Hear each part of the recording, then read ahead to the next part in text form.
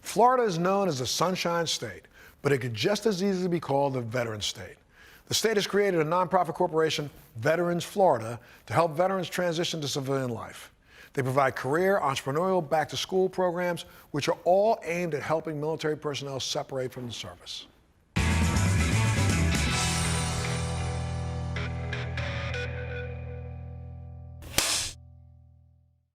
After I left the military, I began helping other veterans who were also seeking new careers, helping them get into positions in engineering, operations, manufacturing, aerospace.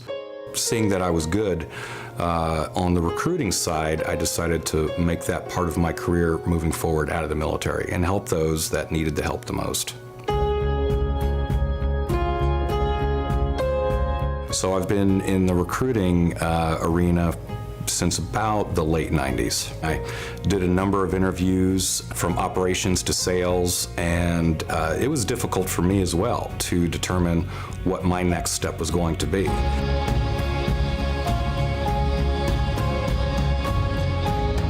So I figured if I was having issues with it, then there's multiples and hundreds of others that are having similar issues.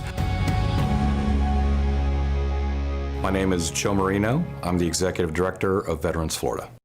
Hey Joe, what makes Veterans Florida unique? Here at Veterans Florida, we work with veterans to identify veteran-friendly employers that they can transition to upon leaving the service, or if they've already been out for a few years and still are trying to find that next career path. So my story is a bit of a long one. The reason I left the military is that I had a bad parachute fall. We were doing a practice of an airfield seizure and I messed up my ankle pretty bad. Then I went to Italy for 2 years to recover, and my injuries were severe enough that they elicited a medical board, and so I received a honorable medical discharge.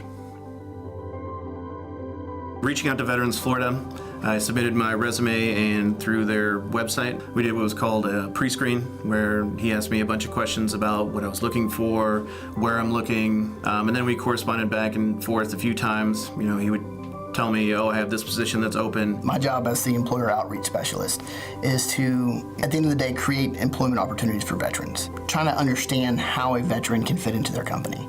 There is always in the back of their mind some of those fears. The mental issues, are they going to be a good employee? Are they going to stay there? The reality is most of these veterans are highly talented and wanting to come and work, but they have a difficult time explaining that, explaining maybe how their experiences fit into that company's goals and fit into that company's industry. We help these veterans break down their resumes in a way that the HR managers want to see it. We're constantly opening doors with employers that have not necessarily thought about hiring veterans, but when we talk to them about the transferable skills in addition to the intangibles, the employers get very excited. And it's very rewarding to sort of see that click within the employer.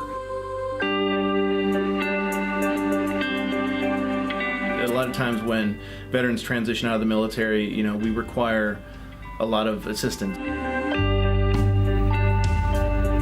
I first came across Justin through a friend. He was having difficulty with his next transition. When Justin came to us for assistance, I noticed that he had a lot of coaching in his background. So I got my baccalaureate degree in music education and had taught in public schools in Colorado. I was also a personal trainer and a weightlifting coach. We actually had an opening on our team, and he didn't know about it. Finding Veterans Florida, I ended up actually working there, which is fantastic. I'm a veteran employment specialist, so I take them from the initial contact all the way through job placement. Veterans Florida, this is Justin. How may I help you? When you're a veteran and you join the military and you served, it doesn't go away. You want to serve. It's that drive to help others. It's a brotherhood, sisterhood like you can't imagine, and being able to provide that hand, provide that step up. Emotionally fulfilling, emotionally rewarding. I love being here. I love coming to work every single day. And these are real human beings with a real story and real need gives me even more pride. Just because, you know, to be able to help somebody, you know, who is struggling, it's very important to me personally. I would say to any veteran who is just beginning their transition, or any service member who's even about 12 months out, don't give up.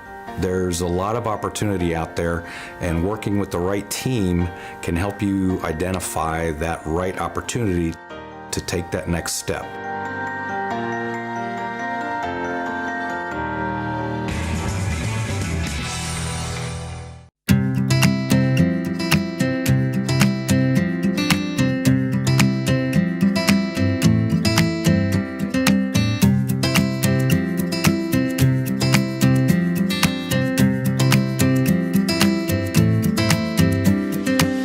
For a veteran who's considering Northeast Florida, you know, Jacksonville, but really the sort of the 5-county area up here, it's very military friendly, and they would find many other veterans and retirees as neighbors.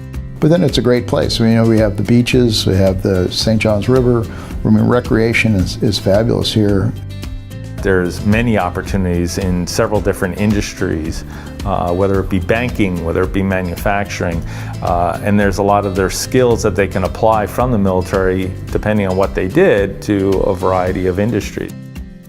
If a veteran is transitioning out of the military, I would highly encourage them to consider Florida, not only for the low cost of living, the higher quality of life, the average sunshine days per year, but the exciting technologies that are being developed right here in Northwest Florida.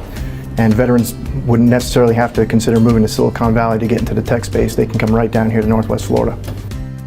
We're one of only 90 campuses in the nation that deals with college level, university level, that has a Vet Success on Campus coordinator. That's a VA individual who's actually in our shop. We stood the center up to be a one-stop shop for veterans returning to school. When you come back from being in the military and try to navigate the waters of academia, it can get kind of difficult. So we decided that we wanted to remove all the barriers by having one place for a veteran to go to be able to navigate all this stuff and be successful. I cannot think of a better place to live and to grow up and to raise a family. Destin is home to some of the most beautiful beaches in the world. Our white sand and the emerald green waters, it's just incredible. There are many opportunities to live here, work here, develop a post-military career and a civilian career, but still retain proximity to military bases, to the services that help us transition here in the first place. And so it just has it's a very nice bridge into civilian life.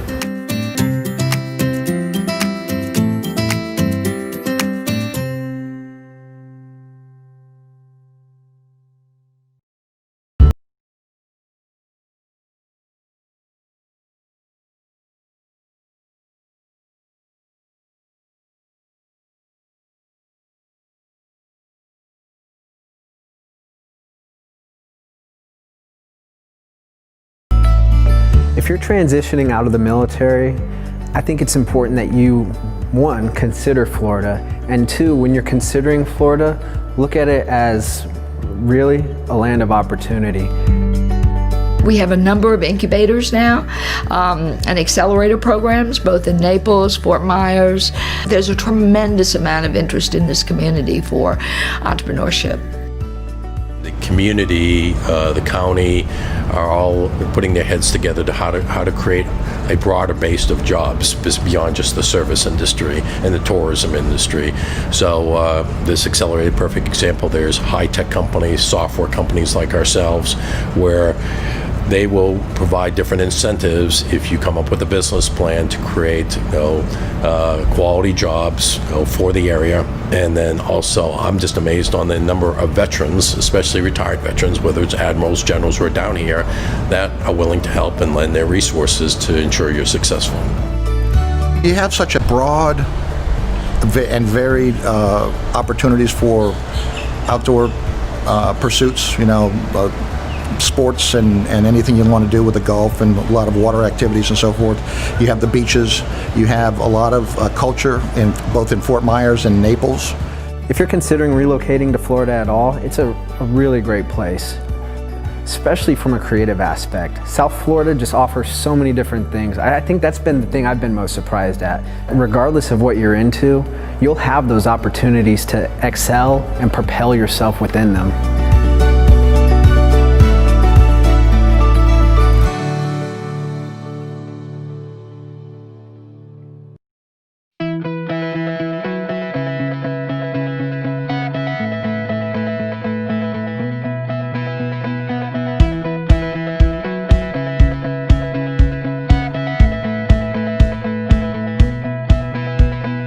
So in the middle of Ramadi, Iraq, I looked at the map and thought Tampa looked great. And the reason I stayed in Florida is because there's so much going on here. I mean, every day you can find something, whether it's fun to do, something to contribute to your business, or go to school. Let's talk about the three sides of the central part of Florida. In Daytona, you really had the original beach surfboard wave scene. You had a Daytona 500. Then you get to Orlando. Orlando is a very service-oriented driven industry. It's built around Disney World, SeaWorld, all the theme parks. It has some of the best restaurants in the world. And when you get over to the Tampa Bay area, okay, now you're talking about going out to the Gulf and fishing within 90 minutes, some of the best fish, sports fishing you've ever seen. The sailing aspect out in the Tampa Bay, each one is unique in itself. The entrepreneurship community in Tampa has been phenomenal. I'm so glad I made my transition here and that I've met the people that I've met. I definitely recommend anyone that is looking to get started somewhere. Tampa is definitely a hot spot for Florida. You have such a diversity within Tampa itself. You have the Ybor district, you have downtown area, you have St. Petersburg Arts Warehouse District. I mean, it's really so many sectors of Tampa Bay that we thought it was the best place to start a brand here. And the brand really is, social. If you think about Florida, Florida is the third largest veteran community in the country. Tampa Bay has two of the most major VA facilities. You've got 3 warfighting commands. All of the elements for a network is right here in the Tampa Bay area.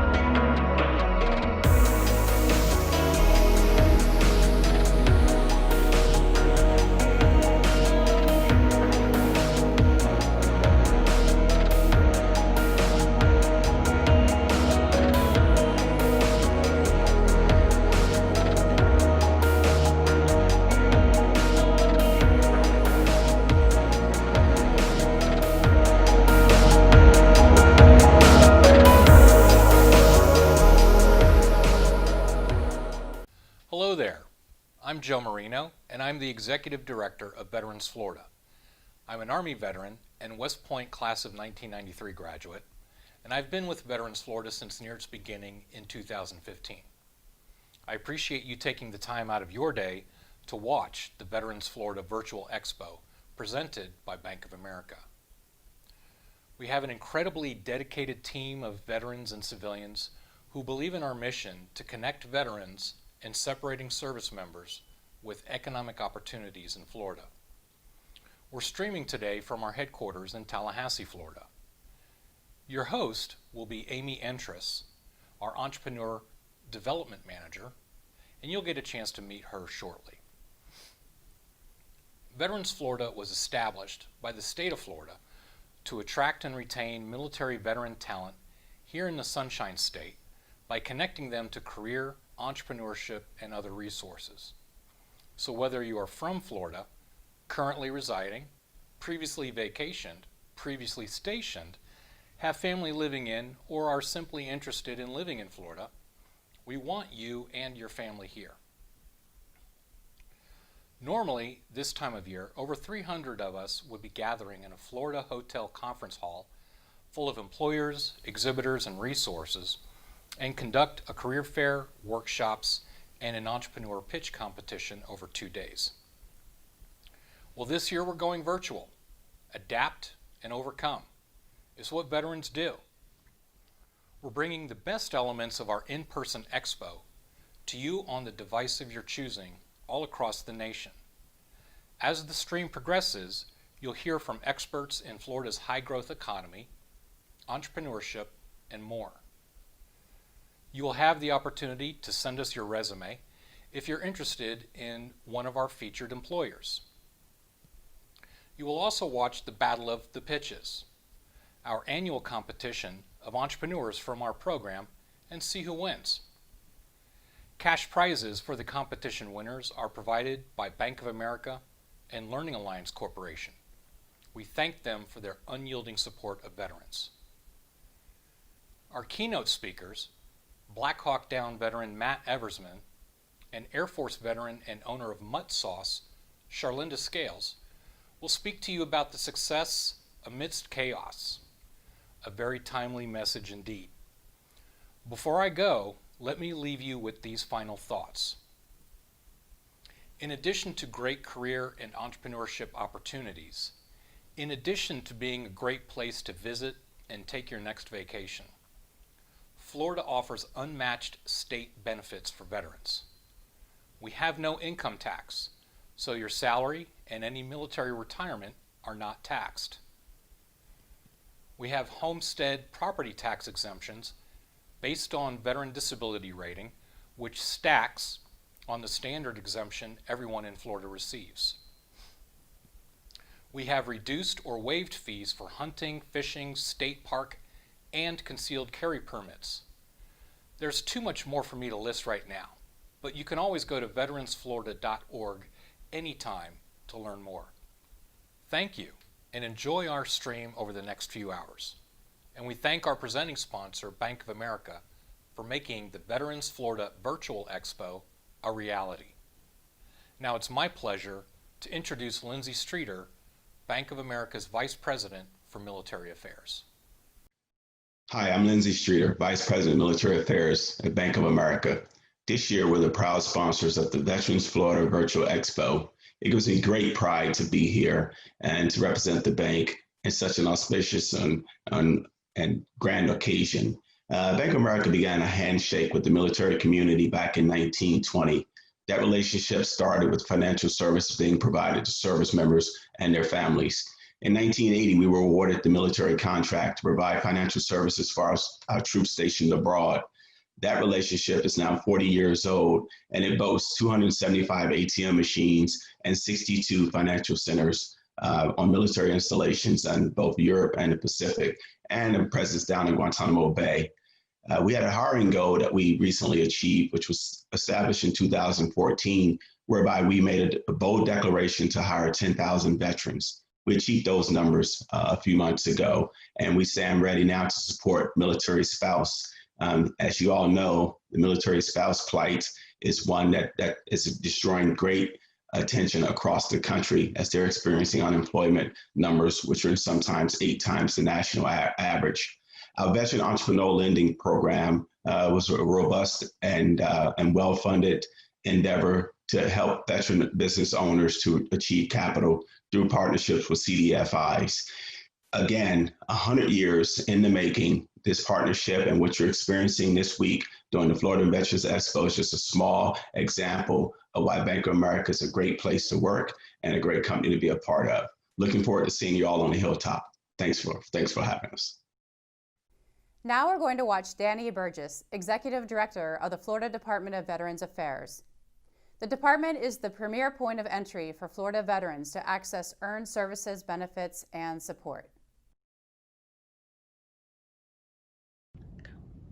Hey Veterans Florida Virtual Expo, hope everybody's doing well. I'm Danny Burgess, the Executive Director of the Florida Department of Veterans Affairs, and I just wanted to say hi. Thank you for attending the Expo this year. Although it may look a little different than usual, I still think that you'll find it very beneficial and productive. I want to thank Joe Marino and his outstanding team at Veterans Florida for all they do every day to help connect veterans to entrepreneurial services and job opportunities across the state of Florida. Yours is a critical mission and we salute you.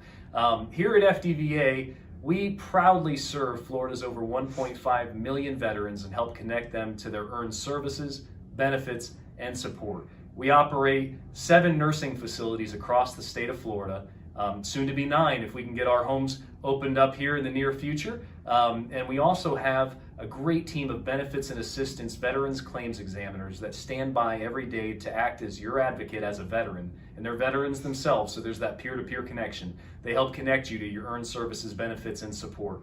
Come contact FDVA today. We proudly are here to serve you. We honor you every day. We appreciate you. God bless you. And we're here for you. Let us know what you need. Thank you. Thank you, Director Burgess. Let's start our first career panel. Florida offers more than you think. To learn about Florida's high-tech, high-growth economy. Yes, my name is Beth Medina. I'm the Vice President of Military and Defense Programs at Enterprise Florida. I'm also an Army veteran of 33 years. Happy to say that I selected Florida at the end of my career for many, many reasons that we'll get to talk about today. Wonderful. Thank you. Dr. Parrish? Yes, I'm Jerry Parrish. I'm the Chief Economist and Director of Research at the Florida Chamber Foundation. And I've been an economist a long time. I look at Florida's labor markets, among other things, and write a lot of research reports and talk about the Florida economy. Terrific. Thank you. Ms. Smallridge?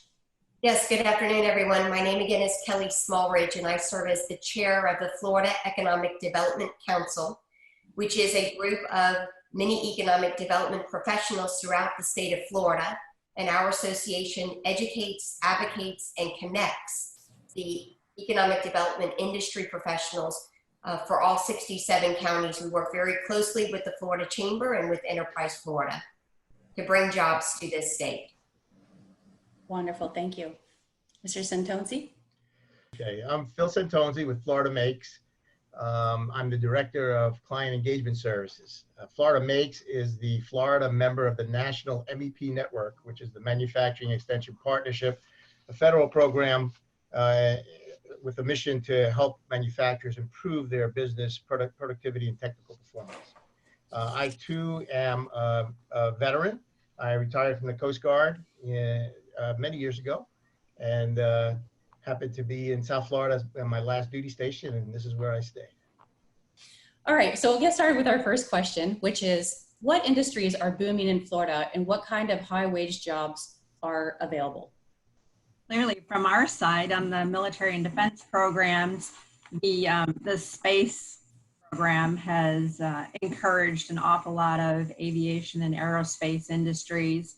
And so we've seen aviation industries take off. Leonardo in Pace, Florida was just awarded a large contract, but that goes all the way across the upper portion of Florida down into the panhandle, of course, towards Space Coast.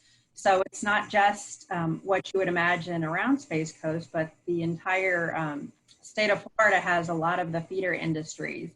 And one of the great statistics that came out of a study we did this past year, the economic impact study from military and defense programs, was that manufacturing, we're 4th largest in the United States for U.S. defense contracts, and 52% of those contracts are in manufacturing. So you can imagine that's quite a growing industry for us in the state of Florida.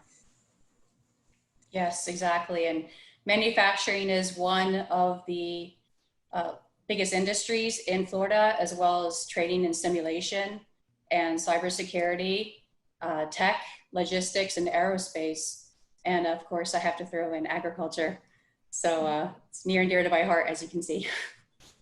So yeah, so Dr. Parrish, is there anything you would like to comment on about that? Things like aerospace and aviation certainly is one of them. Others include healthcare, professional services, and finance, and as well as logistics and distribution.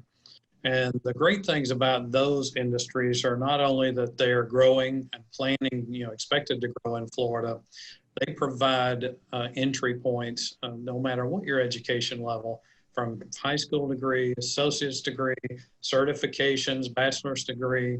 So there are ways to get into these industries, the ones that are expected to grow, and a way to improve your skills and move up and get better and better jobs in those industries.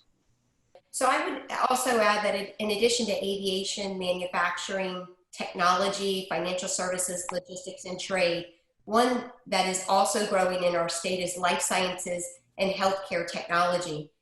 Florida has about 26 large biotech companies.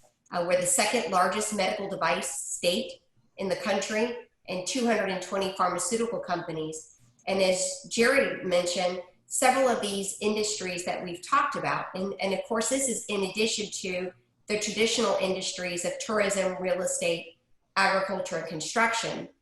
These 6 industries also allow for our residents in Florida to apply for jobs with all different types of degrees, high school, 2-year, 4-year, and beyond. So while Florida is very well known for being a tourism state, we're very fortunate, especially among these times, that Florida is a very diverse state when it comes to the type of industries and types of jobs that Florida provides. But overall, I think Florida is an opportunity. Before the COVID-19 thing hit, Florida was growing 1 out of every 11 jobs in the United States, and that's been since 2015. We're growing about 900 net new people a day moving to this state. We're a more than $1.1 trillion economy, and most people don't think about Florida like that. If Florida was an independent country, we'd be the 17th largest economy in the world. And so as we recover from COVID-19, you got to remember, over half the jobs that were lost were in leisure and hospitality. We had almost no loss in a couple of categories. There were small losses in manufacturing, almost 0 losses in construction. And so we're well on the way to recovery for a lot of the state of Florida, and we'll be back to the growing that 1 out of every 11 jobs in the country before long.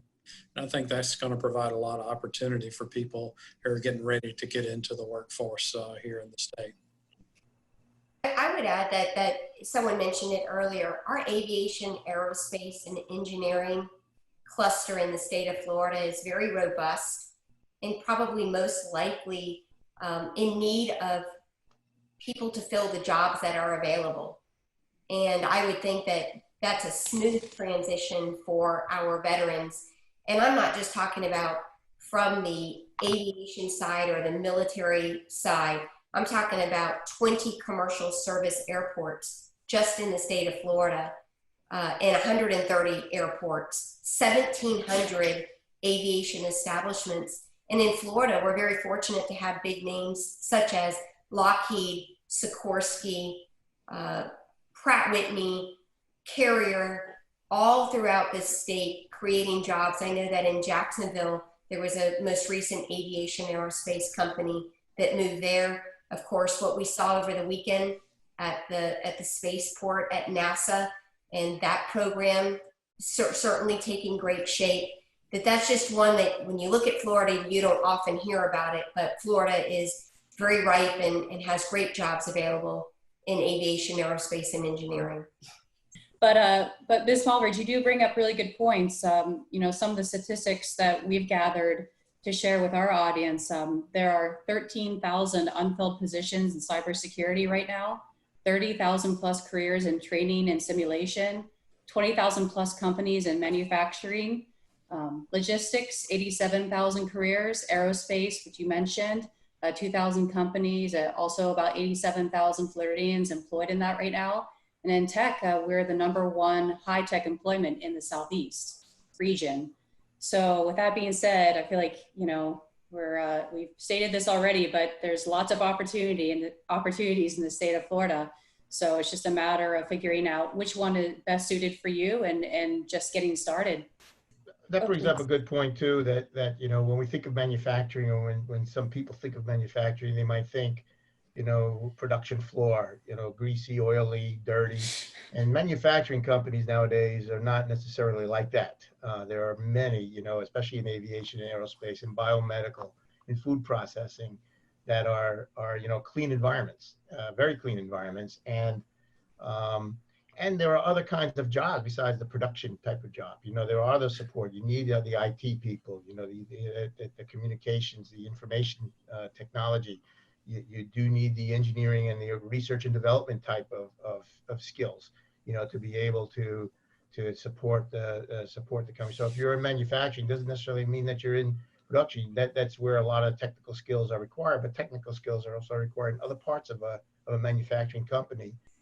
And I would like to highlight an item we've touched on, but the modeling and simulation capacity is growing. And so, of course, our National Modeling and Simulation Center in Team Orlando is doing some really exciting things. The future in Florida is technologically oriented and on the cutting edge. What they do for Disney is what they're doing for the military. And, you know, if anything you can imagine is probably occurring for many facets, the entertainment industry, but also military and defense. So any of those veterans who are interested would easily have a leg up on understanding the customer for sure. And if it's anything that requires a clearance, they'd have that easy portability again of their military skills into that industry. That seems to me, if I were younger, you know, I can just imagine what a great career that would be. So again, another exciting industry in Florida. To continue with that thought, how do veterans and transitioning service members fine-tune their skill set and use their military experience to transition into a career in one of Florida's growing industries? One of the things that the employers I talk to, they really appreciate about veterans coming into the workforce is their leadership skills and their discipline. You know, so they actually start with a leg up compared to some other people out there in the job market. So I think it's their opportunity to get out, show the skills that they have, because those are two of the most highly prized skills out there in the job market. And we know from some of our other research is, you know, it's great to have different kinds of skills, but it's those personal skills that really help people get into the job market, help them sell themselves, and help them sell their company when they get in there. So, you know, people from hospitality, you know, do well. People from with military backgrounds do well, and employers have figured out that, you know, they can help someone get a technical skill that they may need to do that job at that business. But many of them are willing to do that if they find the right person that they believe is going to fit in with their organization. I think some things that can be helpful too for individuals who might be transitioning off of active duty or who are retiring is to look around in the industry and see what certifications are required. Florida is really supportive to our retirees and veterans, our transitioning military. We have a lot of easing of fees and registration requirements. We have a lot of portability and licensure requirements, and that's both for the service member as well as the family.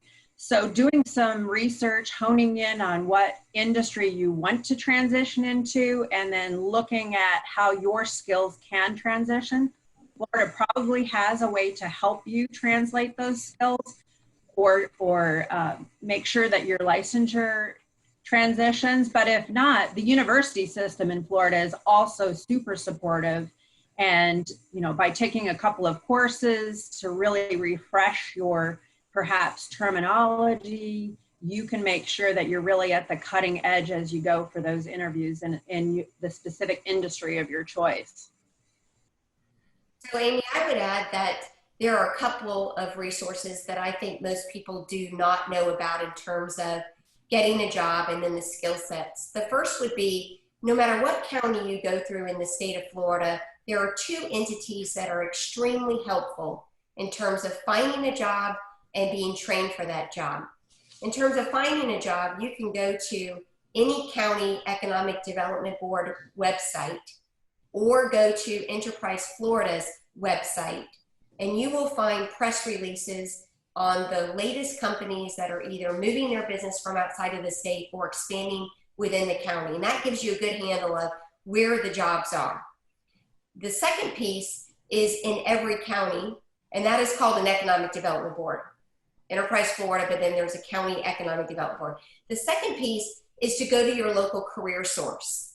In every county or in every region, there's a career source. That career source not only has a list of local jobs available in that county, but they also have programs that are available for training, whether it's knowledge of aviation companies that are looking to do on-site training and hire, or whether it's your local community or state college that has some training courses in or certifications in a couple of industries because they're so closely tied to the companies.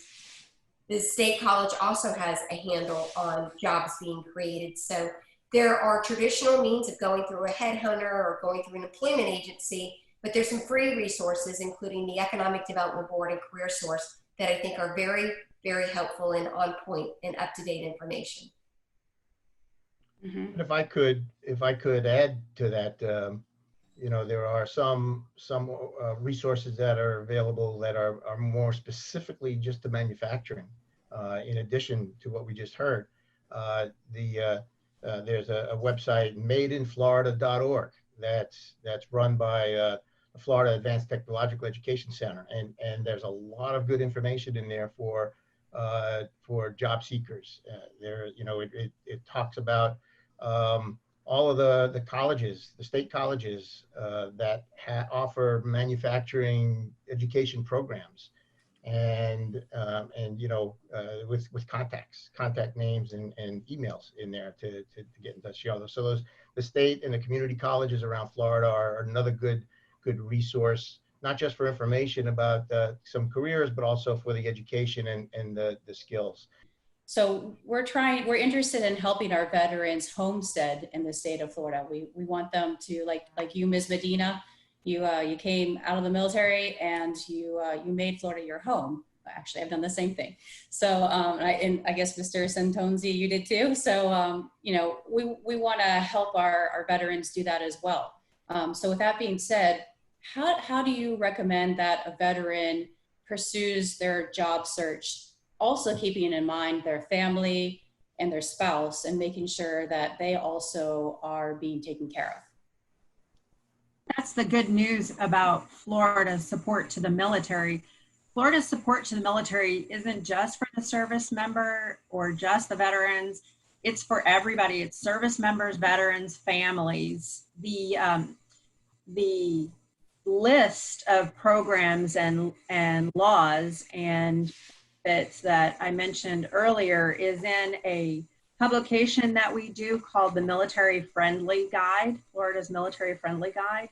And it really is amazing when you look through that guide to see over the decades the numbers of programs and policies and laws that Florida has realized are needed to support our veterans, their families, and active duty service members. So there are some items in that guide that talk about home ownership and some of the benefits to living post-military service in Florida. And it is often related to jobs and careers and the other benefits of being a community member. And so again, I think Kelly Smallridge mentioned the Enterprise Florida site. It's clearly on that site. But even the governor's most recent program for military homeownership is an example of there are so many ways that Florida wants to support our military families and veterans. It's a matter of finding that information. So talking with other veterans, picking an area that is conducive to your industry of choice. You'll find family support systems all the way across Florida. So it really is almost personal preference. You know, if you prefer to be in South Florida, where Mr. Santonzi is, or up in North Florida, where I am, or Tallahassee, we really have a lot for whatever you're looking for. I'd like to reiterate things that were already said. Certainly, the business boards, the Career Source Florida, and the state college system is excellent. You know, actually, we've got the top state college system in the entire country. Our two-year colleges outrank every single organization. Don't forget also the local chambers. Especially if you're thinking about locating in a smaller town or rural area, the local chambers are involved with every single business in most cases are around. And I think most people are surprised at this when I say this, but they shouldn't be. You have to understand in Florida, a lot of the leaders, the CEOs and the CFOs and the higher ranking individuals in companies actually have military backgrounds. It's certainly the case in a lot of the companies that we deal with at the Florida Chamber. And it's because, you know, of those leadership skills that they end up making it to the top in a lot of cases. So don't be afraid to go in, just walk into your local chamber, tell them, hey, you know, I'm interested in moving to this area. I'm about to, you know, get out of the military. We'd love to make this place a home.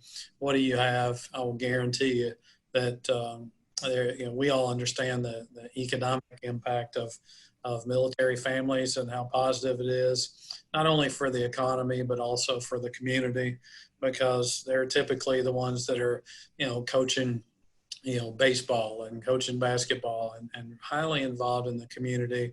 I think almost everybody in Florida understands that, and you'd get a lot of help from almost every local chamber that I can think of here in the state of Florida. So that's everything that I have for us to discuss today. So if there's anything else that anyone would like to comment on, or any more information you'd like to provide our audience, we can do that now. I just can't imagine putting the facets of your life together better than, you know, somewhere in Florida, which is, you know, we all smile. Why? Because we're here working in Florida. So don't forget that aspect. It's not all work when we have plenty of fun too. Well, and you also, when you move to Florida, there's no state tax on personal income. So if you're transferring from another state, the chance is pretty likely that you're being taxed. So you get an automatic increase in your salary, and the whole cost of living is significantly more affordable in Florida than many other states. Yes, that is a great point, and I'm really glad you brought that out, Ms. Smallridge, because that's very appealing to many of our veterans who are looking to make Florida their home. So it's definitely a huge benefit. So, all right. Well, thank you very much to all of you for participating on our career panel, and we look forward to seeing more of you in the future.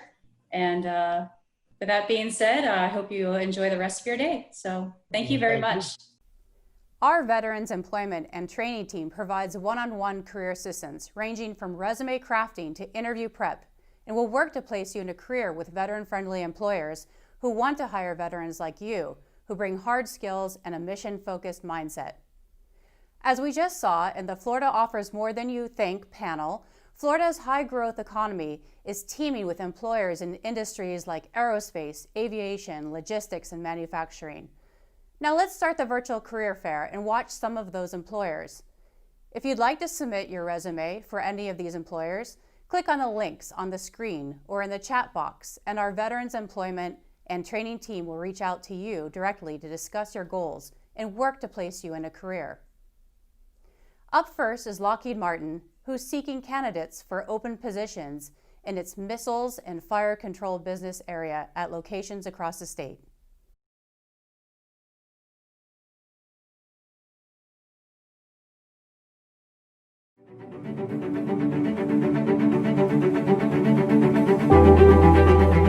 At Lockheed Martin Missiles and Fire Control, we do amazing things. Nearly 50 program wins proved it, including 5 for 5 in our pursuit of major new business. The new programs, in addition to increased production in our existing business, have created a new MFC portfolio and sparked unprecedented growth that's paving the way for our future. It's an exciting time for our business. We are hiring new employees at a record pace, and our challenge is, how do we create a culture where employees will want to stay for their full career? And as we're hiring new employees, we also have to ensure that we retain our key talent as well.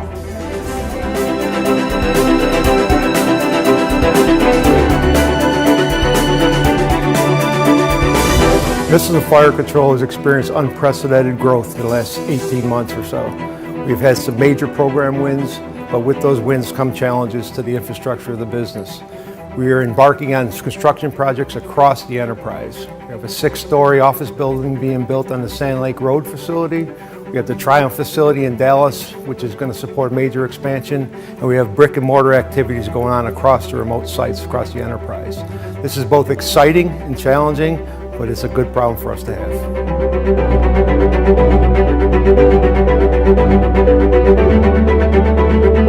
During this period of growth, the career opportunities for our employees are incredible. We are accelerating the careers of our engineers, technical professionals, and the leaders of tomorrow at a faster pace than ever before to meet our program needs. This will be an exciting learning experience for all of us. The true beneficiaries of our success will be the customers who use our proven missile systems, advanced sensors, global sustainment solutions, and green energy technology. To fully realize the opportunities for growth and expansion in our business, we have to successfully ramp up our new development programs. We have to continue to deliver on the commitments on our existing franchises. And we have to increase production in a lot of our factories because of increasing customer demand and operational tempo. While we focus on executing our new and expanded portfolio, we have to continue to mature technologies. We have to feed the front end of our business with new opportunities, both domestic and internationally, and we have to continue optimizing our culture, which forms the foundation of our success. The Lockheed Martin Missiles and Fire Control team is up to the challenge, doing amazing things into the future.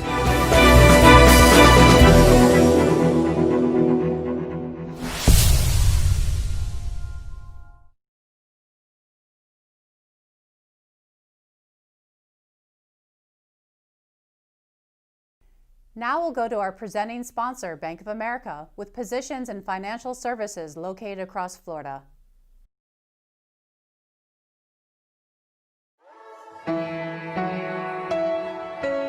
What would you like the power to do? Listening to people answer that question is how we find out what matters most to them. For a business, it's the power to grow. For an entrepreneur, it's the power to innovate. And for a family, it's the power to own a home. We stand with the ones who day in and day out put in the hard work to make things happen. For themselves, for their communities, and for the world we all share. We want to fuel their drive and celebrate their accomplishments. That is what we're here for. And above all else, it's really what people want from us. The power to make a difference. I am Brian Moynihan, and I work for Bank of America.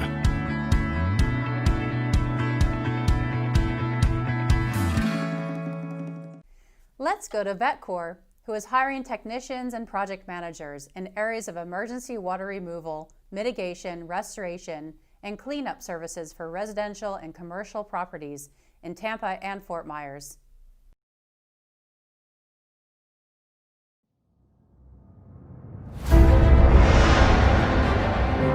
VetCorps is a restoration company. We help solve people's water and mold damage challenges in commercial and residential properties. But the thing that makes us different is we do it by deploying former members, veterans of the U.S. military.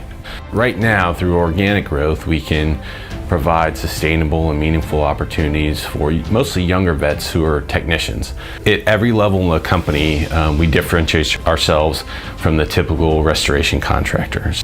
I suspect that I'm a little bit different than most presidents of the company. I had the opportunity to command a Joint Task Force, a Combat Airborne Engineer Battalion in Iraq in 2009-10, about 1,000 soldiers and airmen operating independently throughout northern and western Iraq. I think that's an experience that most presidents of small restoration companies don't have. When I was a young officer, Chief of Staff of the Army used to be asked, "Hey, what are your credentials to be the Chief of Staff of the Army?" He would say, "Soldiers are my credentials. Vet Corps technicians are my credentials." If Vet Corps becomes the brand known for timely, reliable, quality service, and you associate that with a veteran, I think that does more than anything else to help establish our brand and the brand of veterans.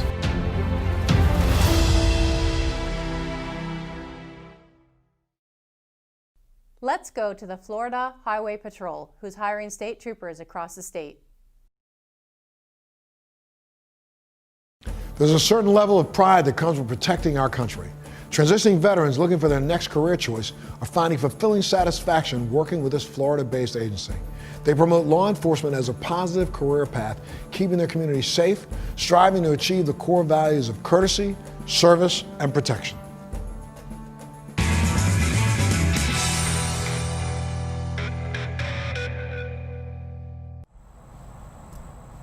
I don't know how to fail. I learned that from the military. You set a goal and you move. And that's exactly how it's been for me here with FHP.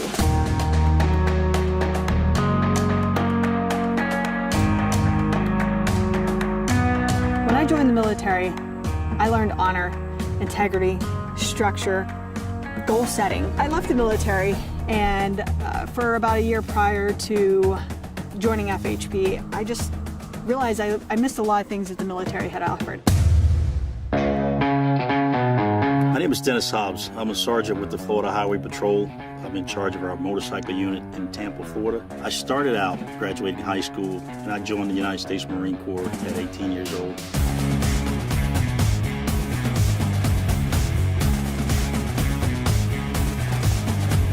I spent a total of 8 years in the United States Marine Corps. The Marine Corps taught me a lot of discipline coming out of high school. At such a young age, it taught me discipline, bearing, and it taught me a lot about teamwork. My name is Maritza Gonzalez Johnson. I'm a lieutenant with the Florida Highway Patrol. I served in the United States Navy for 6 years. It didn't matter where you came from or what you did previously, what your education was, what your family income was. None of that really mattered. We were just a bunch of sailors put together, and we were pretty much torn down and built back up.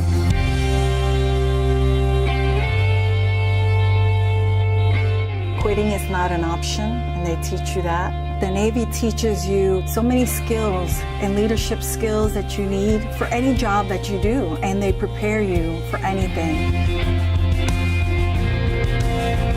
I have 2 children, and they're also serving in the Navy. And my son now says that his little boy will one day serve in the military as well. I'm proud that we're a family that can give to the United States and do what we can for the people and the citizens, not only of this country that we have served already and we continue to serve, but of this great state of Florida as well. When I was trying to decide on what I was going to do in my next career endeavor, somebody had mentioned the Florida Highway Patrol and stated that they were paramilitary. I've been with Florida Highway Patrol for just over 14 years now. I never go home unsatisfied. There's something new every day. I love the challenge.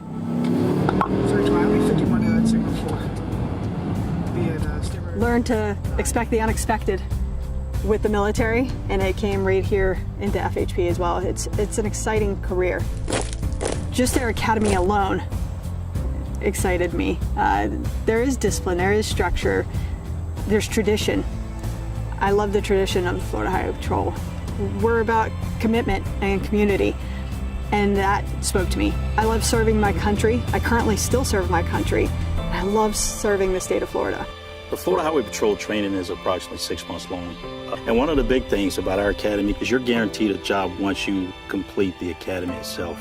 You're guaranteed a job. It's a badge of honor once you're able to pin that badge on upon graduation day. They just teach you so many things that'll help you in this profession, especially as a state trooper when you're patrolling. If you need to be able to conduct yourself and handle yourself in situations where you have to make split-second decisions. It's one thing to drive fast in a car, but it's more exhilarating to be going fast on a motorcycle. And we do that quite a bit because if we actually clock someone doing 100 miles an hour, of course, we have to accelerate as quickly as we can. You have to be in tune with the bike because there's a whole lot going on.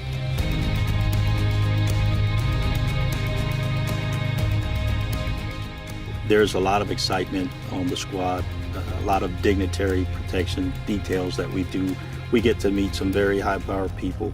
In my career, I've actually met 4 different presidents. It's a very exciting unit to be a part of. In the rank of sergeant, I actually had probably the best position I ever had in my life, which was the recruitment sergeant. I was a statewide recruitment coordinator for Florida Highway Patrol. I was also a recruiter in the United States Marine Corps. So talking to veterans that are looking for a new home once they get out of the military, the Florida Highway Patrol is an excellent choice because there's so many similarities in the two. A lot of our veterans are go-getters, very type A. They're goal-oriented. I realized that we had a vast opportunity to deal with trying to recruit veterans. The Florida Highway Patrol is a fraternity, and that made it a very easy transition for me because I felt like we were pretty much one and the same. It was like going from home to home. It's very family-oriented. It's a group. We come together, we cry together, we laugh together, we eat together. It's a bond, and it's no better feeling than to have that camaraderie. So, go Highway Patrol.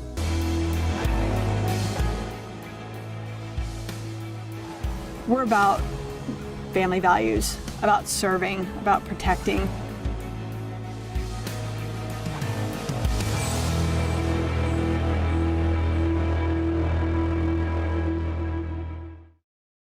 Now we'll go to Knights Armament, a premier weapons manufacturer seeking candidates for positions in research and development, manufacturing, assembly, and testing in its Titusville, Florida facility.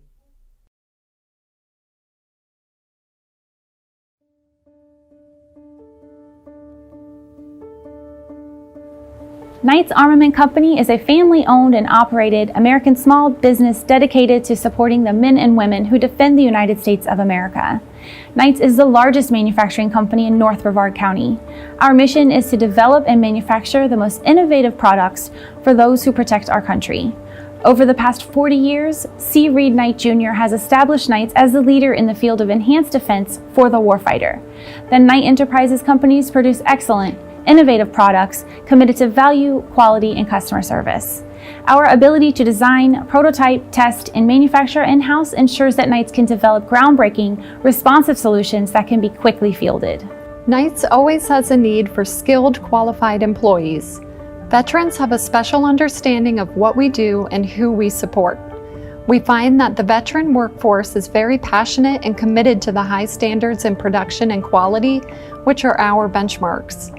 Here at Knights, we favor returning war veterans when hiring new employees to recognize their service, sacrifice, and skills.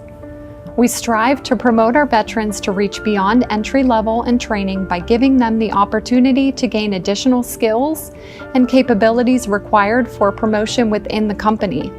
The Knights product is produced in its entirety at the Titusville location. Because of that, we have different positions that support the entire process to ensure the products are completed with our best quality in mind. Our positions are mostly full-time, permanent positions that have a variety of skill sets that range from TIG welders, accountants, quality control inspectors, CNC machinists, administration, engineers, and mechanics, as we pride ourselves in being sustainable within all the roles to ensure the finest quality products.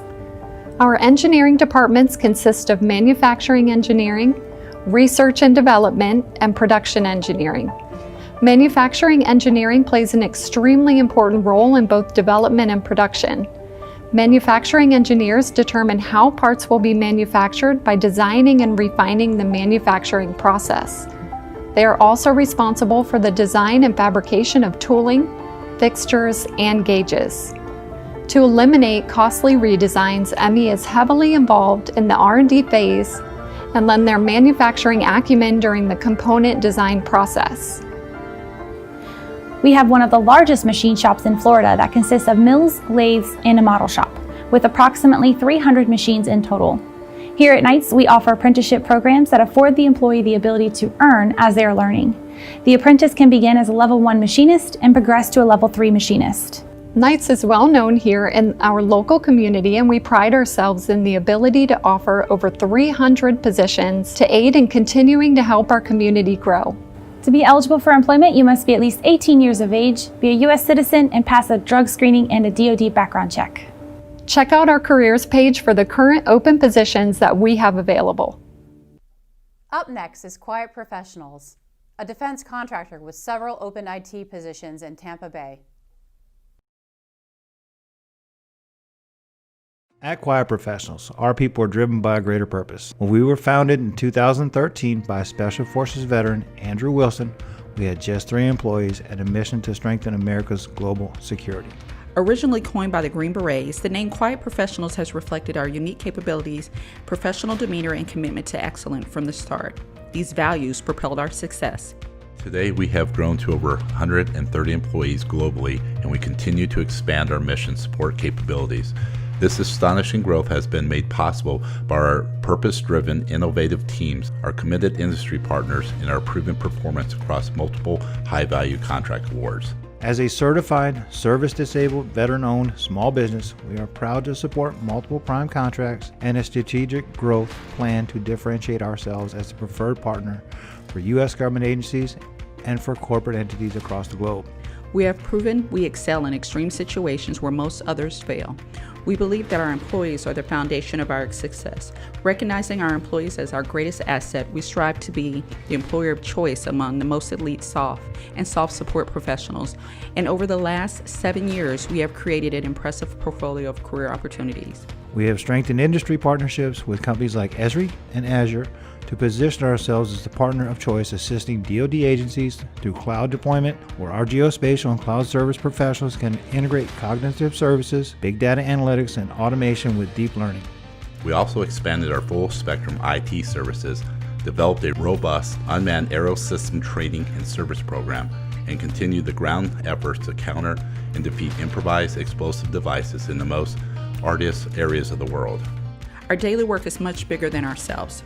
Whether it's the safety of American families, strengthening international peace and security, we strive to execute everything we do flawlessly because we're working to build a better world. At Quiet Professionals, we subscribe to a set of core values that guide how we work, play, and problem solve together. Our talented people are the heartbeat behind every one of our successful missions. As Quiet Professionals continues to grow, we're looking for game changers, rebels, innovators, and leaders who can help take us to the next level in building a safer, more secure world. We've designed a compensation package that gives our employees total flexibility and control. We strive to be amongst the industry leaders, offering a detailed and comprehensive benefit package and competitive salaries. Quiet Professionals offers 100% health, vision, dental, and group life insurance coverage with low co-pays and deductibles, and employees are eligible to sign up for coverage on their very first day of employment. We offer a 401k plan with employer matching contributions up to 3% and partial matching contributions up to 5%. There is no vesting period. Employees are eligible on their first day of employment. More important than benefits, though, we offer something that money can't buy. We offer the opportunity to grow in an energetic and innovative culture alongside go-getters who get it. As a 90% veteran staff and led business, we understand where you are coming from, and we understand the challenges of deployment and the urgency of the mission, and we embrace the foundational values that make for great camaraderie. Our teams know how to support you in your journey. Our recruiters will make it our mission to connect with you with the best possible opportunities for yourself and your family, and you will always be more than a number to us. You'll be part of our family. Whatever the mission, wherever you need us, count on Quiet Professionals to be there.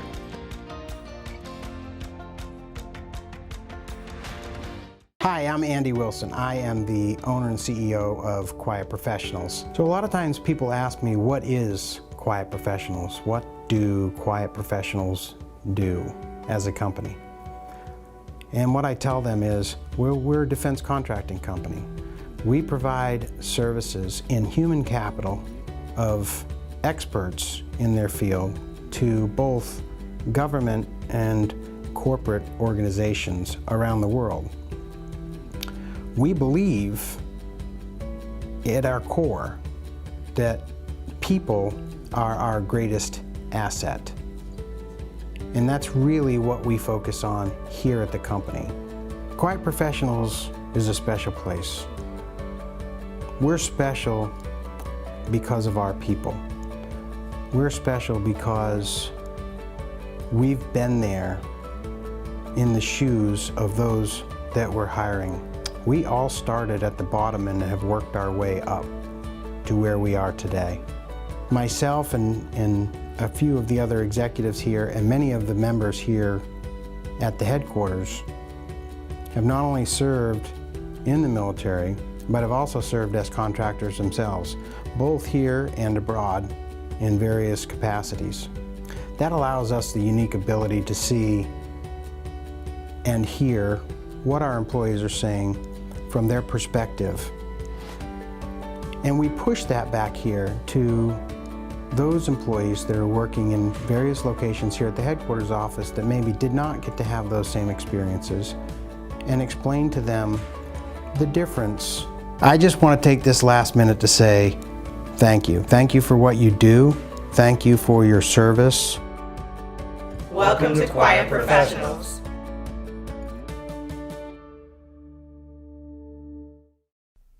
Up next is MAG Aerospace, an aerospace and defense company hiring for a variety of positions in Fort Walton Beach and Titusville, Florida.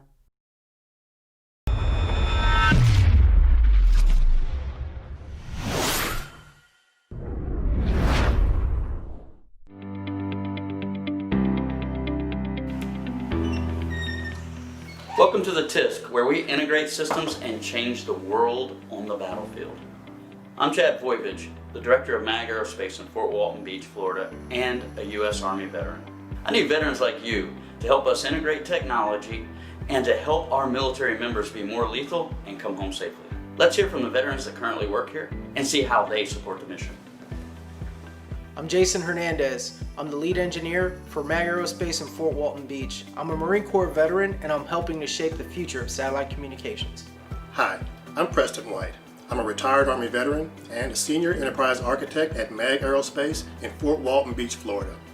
My job allows me to build Department of Defense architecture for both hardware and software systems integration, all in support of Special Operations Forces. Hi, I'm Guy Dunham, systems engineer at MAG Aerospace in Fort Walton Beach, Florida, and a Navy veteran. Our team of cybersecurity experts work diligently to protect our scalable cloud systems and the troops who rely on them from all possible threats.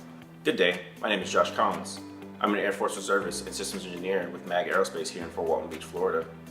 When I'm not off contributing to the fight, I'm here helping develop current and upcoming data link systems to bring the battlespace picture to the mission commanders. Hello, I'm Louis Torado, a United States Air Force veteran working at MAG Aerospace. My military career in command and control mission systems with special emphasis in project management of soft innovation projects has been the pillars that have helped me shape my career at MAG Aerospace for Walton Beach, Office of Program Management.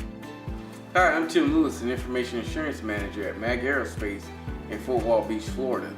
20 years in the Air Force as an information security professional prepared me for a civilian career in cybersecurity, where we protect DoD networks from threats to national security so our Special Operations Forces can operate effectively and safely.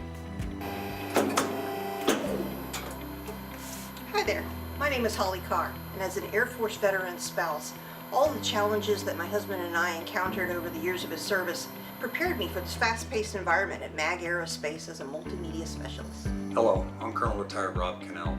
I retired after 28 years of service, mostly with the 7th Special Forces Group. Now, I'm a program analyst for MAG Aerospace at Fort Walton Beach, Florida. Getting hired at MAG was a phenomenal experience. It truly helped reduce the uncertainty associated with retirement. both for myself and for my family. Hi, I'm Lauren Gilbert, Senior Recruiter for MAG Aerospace in Fort Walton Beach, Florida. We have so many great veterans working here. They demonstrate MAG's core values to serve, win, and perform every day. Now we'll watch ST Engineering, who is looking for veteran candidates with the know-how and experience to comprehensively manage complex projects, ensuring their customers' aircraft operate safely and efficiently.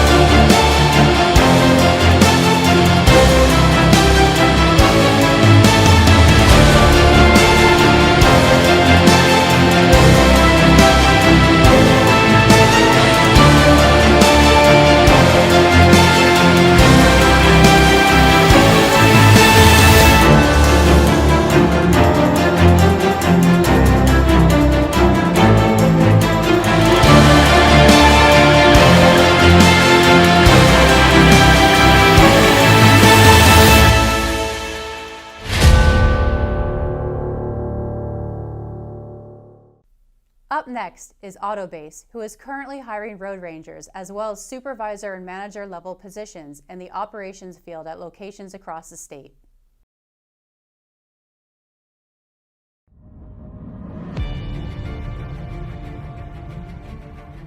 Welcome to Autobase,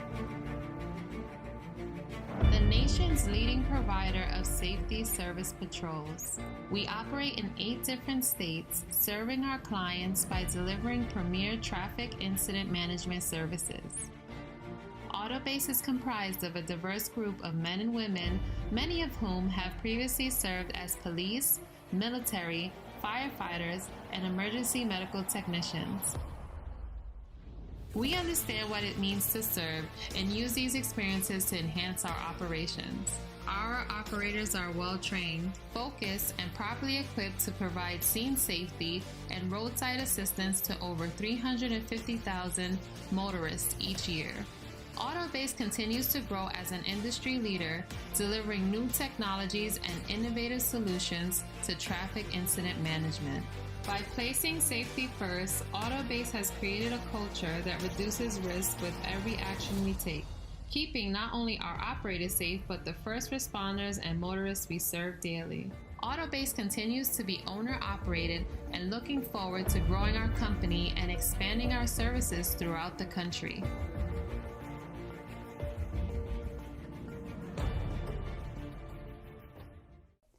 Thank you to all the veteran-friendly employers who participated in the career fair. Remember to click the link in the chat box to submit your resume. Now we're going to start our second career panel on the new job search and hear from recruiters and hiring professionals about how you can stand out and find a career in the changing job market. My name is Anthony Bencomo, and I'm a recruiter here at Lockheed Martin. I've been a recruiter at Lockheed Martin for 15 years, and thank you so much for taking the time to invite me to be part of this panel. Wonderful. Thank you for being here. Mr. Turner, we'll go with you next. Yes, hi, Bobby Turner. I'm here representing Bank of America. I am a retired Army First Sergeant, retired 1 September 2018, started with Bank of America 4 September 2018. I took 3 days off. And I lead our veterans recruiting efforts across the enterprise, and happy to be here with you guys and answer any questions for you. Thank you. Wow. Thank you for joining us. Mr. Kenlock? Hi, how are you? My name is John Kinlock, and I'm currently representing HR Florida State Council as the current treasurer, but I also serve as the City of Orlando's employment supervisor and the last 12 years in that capacity. And I have been basically doing employment for literally 25 years. Wow. Wow. Well, we appreciate the expertise you bring to this panel today, and I'm really looking forward to this discussion. So let's go ahead and get started. So in light of recent events, what changes have your companies made recently to find qualified candidates? Here at Lockheed, we've, I guess for us, our biggest changes is we've been utilizing Zoom interviews, video interviews, more for face-to-face interviews, since obviously folks can't come in for face-to-face. So we've definitely done that. I mean, we've obviously used quite a bit our online applicant tracking, our Lockheed Martin Jobs website to find candidates, and obviously, and also speaking with our military relations, they also mentioned that they're hosting a lot more events online and doing more video type of like job fair type things where they're able to kind of see folks more face to face. So obviously that's kind of the move and the wave of we've going into. I started already doing a lot of online information sessions, whether that's with universities, with our Soldiers for Life transition assistance programs on our military installations. So my whole thing is all about educating our veterans what's out there, because everybody here Bank of America, and they think I do not want to be a tailor, but they do not understand that Bank of America, half of our workforce is tech. So not a whole lot of changes, but a lot of information sessions on top of online job fairs. So, yeah. So in light of that, we'll kind of go to the other side. What trends have you seen in recruiting lately? That from our perspective for the city, as well as what I see trending wise, is there isn't anyone that doesn't have a cell phone. And there's a lot of more effective use of mobile technology that I think some people just take for granted. When you're doing personal things, it's become second nature, but you actually don't consider it from a professional perspective. And I'm not sure why that it is. They don't see the carryover perhaps, but I think it's very important to recognize that mobile technology is very important. The other thing that I would say in that regard is the mobile technology, texting and chatting and whatever, affords you the opportunity to build some relationships, perhaps not necessarily to land that job just yet, but to establish a presence that otherwise you didn't have access to previously. Right now, I would probably say there's more of an increased automation around candidate matching. We've seen a little bit more of that, which highlights obviously the importance of, candidates tailoring the resumes to the positions that they're looking for.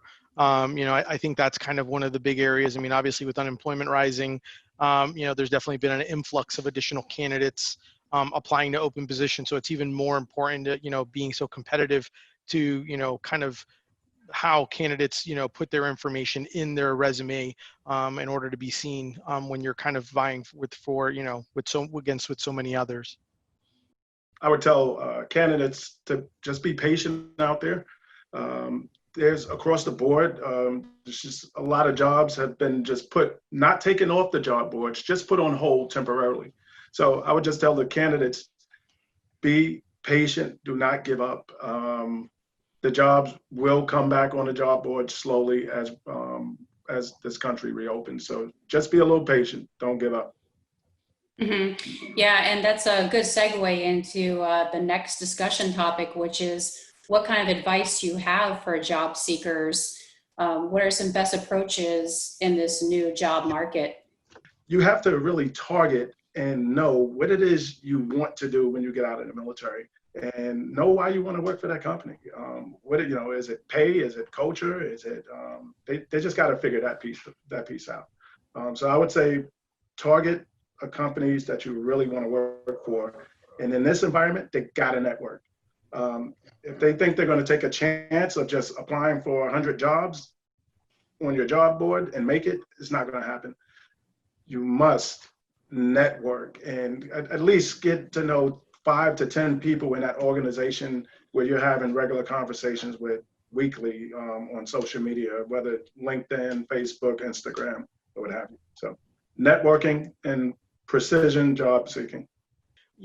I tell folks, even my own friends about this when they're going to apply for something. A lot of times what tends to happen is, one, as a candidate, you don't, give yourself enough credit for certain skills and certain ideas that you have. So a lot of times what I would recommend and tell people is, look for roles that you are interested in, and look at those keywords and look at all the different things that they're looking for, the descriptors of those words, and key elements that they're looking for. And the reason I say that is because a lot of times, since we may possibly not give ourselves, we'll say, well, they're supposed to have that skill. Well, guess what? A recruiter doesn't know what it is and what it isn't. So a lot of times, if you're able to look for the type of roles that you're looking for, and maybe even find similar ones and use some of those descriptor words, and incorporate those into your resume, it makes it a lot easier when you're doing that precision that Bobby mentioned, to kind of be more precise of what exactly they're looking for. I'm definitely not saying for you to just, hey, this job requires these 5 skills, I'm going to add these 5 skills. If you don't have them, you should not put them. But if you have them, then you're definitely going to want to make sure that you incorporate those and you tailor your resume for the job that you want, and the job that you're looking to get into. Especially if if you're going to go, let's say, using an example, if you were going to do a job for one for the city or one for Bank of America or or Lockheed Martin, you're going to want to obviously make sure you tailor it based on what the job is, as well as also what the job is looking for. It makes it a heck of a lot easier for you to kind of stand out and for them to be able to see those things. To continue that discussion, how does a job seeker customize their digital resume or their online application to make it through the to make it through the system in order to make it to a decision maker in the organization? So I know for me as a recruiter, one of the things that I tend to look at is the job description, which is obviously tells you what the position's about. I look at the basic qualifications, and I look at all the keywords and all the different elements that they're looking for, the manager's looking for. Those are usually kind of like the ingredients that I'm looking for then within the folks that have applied to the position. One thing that I always like to tell, and and a lot of the things that I'm mentioning are things that I tell my own friends and family about, for any type of role, not just within our within our corporation. Is obviously, if you see positions that you're interested in and that you're qualified for, you're definitely going to want to apply to them. But you definitely want to make sure, like kind of like the whole idea that Bobby mentioned, I love that terminology, precision recruiting. You want to make sure that you tailor your resume for that job. If that job says I'm looking for XYZ, skill, and you have it, then you're going to want to make sure you incorporate it that way into your resume. So I would just add also, with all of the relationship building, that one of the things I say to people is, a lot of times, and it's almost a habit, when you do your resume, you list your job duties. Again, when we talk about veterans, avoid acronyms that may be confusing or misinterpreted. Spell things out and come up with some quantifiable accomplishments. I always say, you know what you do, because that's what you did for so many years. Now, what makes you who you are, that's your accomplishments, and you want to have those compelling accomplishments out there, because that's going to distinguish you from someone else. And if you write it well enough, even if you haven't done a good networking up, I would encourage that. But even if you haven't, it might actually get somebody interested in saying, hey, you know what, I want to talk to this guy. That sounds like somebody I'd like to have work for me. Can you all kind of discuss how much social media really does impact one's ability to find a job and ultimately get that job? Once I figured out who and where I wanted to work, what company I wanted to work for, and what platform did I really want to use. All right, so like I said, LinkedIn, a lot of veterans go to LinkedIn. I don't know why. It's just, I guess during our transition, they tell us to go on LinkedIn, to build a LinkedIn profile. So that's probably the best advice I took transitioning out of the military, because like I said, once I figured it out, it was Bank of America. Now I was able to target Bank of America without them knowing I was targeting them, and having conversations. So that's what started me having conversations with recruiters and hiring managers. And so social media, pick what platform you want to use and what platform is best for you. Because some people it may be Facebook, some it may be Instagram. For me, it was 100% LinkedIn. So pick a platform you want to use, target a company, and execute and get a job. One thing that I would probably recommend, at least like, and obviously depending on the corporation you have, there's different areas, especially if they're hiring veterans. Obviously, we're a huge company that hires many veterans. Like on our website, we already have something called Military Connect that allows someone to actually go in and actually be able to apply and show that they're former military, they're current military, which obviously then connects them to various people. It also has resources kind of like a, military skills translator, which obviously is huge when you're transitioning, trying to figure out and convert from, what you're doing military wise. So, I mean, there's definitely LinkedIn, obviously very, obviously it's a lot of times it's not about just what you know, but who you know as well, which also helps. So the more people that are on your side. So I definitely agree with Bobby and John when it comes to the idea of LinkedIn, but obviously at the same time, obviously, if you can connect with folks within the corporation that you're trying to get into, via their organizations or certain areas like a Military Connect, that definitely helps. It makes your life, the more people that know you, the better it is to kind of be pulling for you to kind of get an opportunity for you. You get some negative things too that you have to be careful of. Your online presence is your business card. That's your calling card, just like your resume is your calling card. And for all intents and purposes, I personally keep Facebook separate from LinkedIn and Twitter and some of my other social medias because, one's for friends and one's for professional. And that's the face that I want to have forward is my professional face. I say it because it comes very blasé sometimes that, people just go out there and say things and then now you read about who's getting fired because they said something really unfortunately dumb. So you don't want to do that because if you're going out there, you want to put your best foot forward.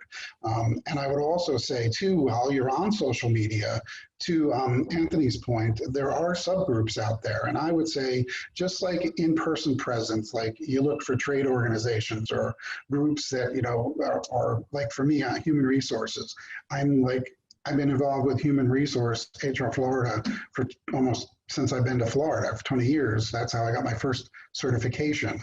And the reason why I reached out is I said, I'm looking to get certified, who would help me? And that's why and it's just grown from there.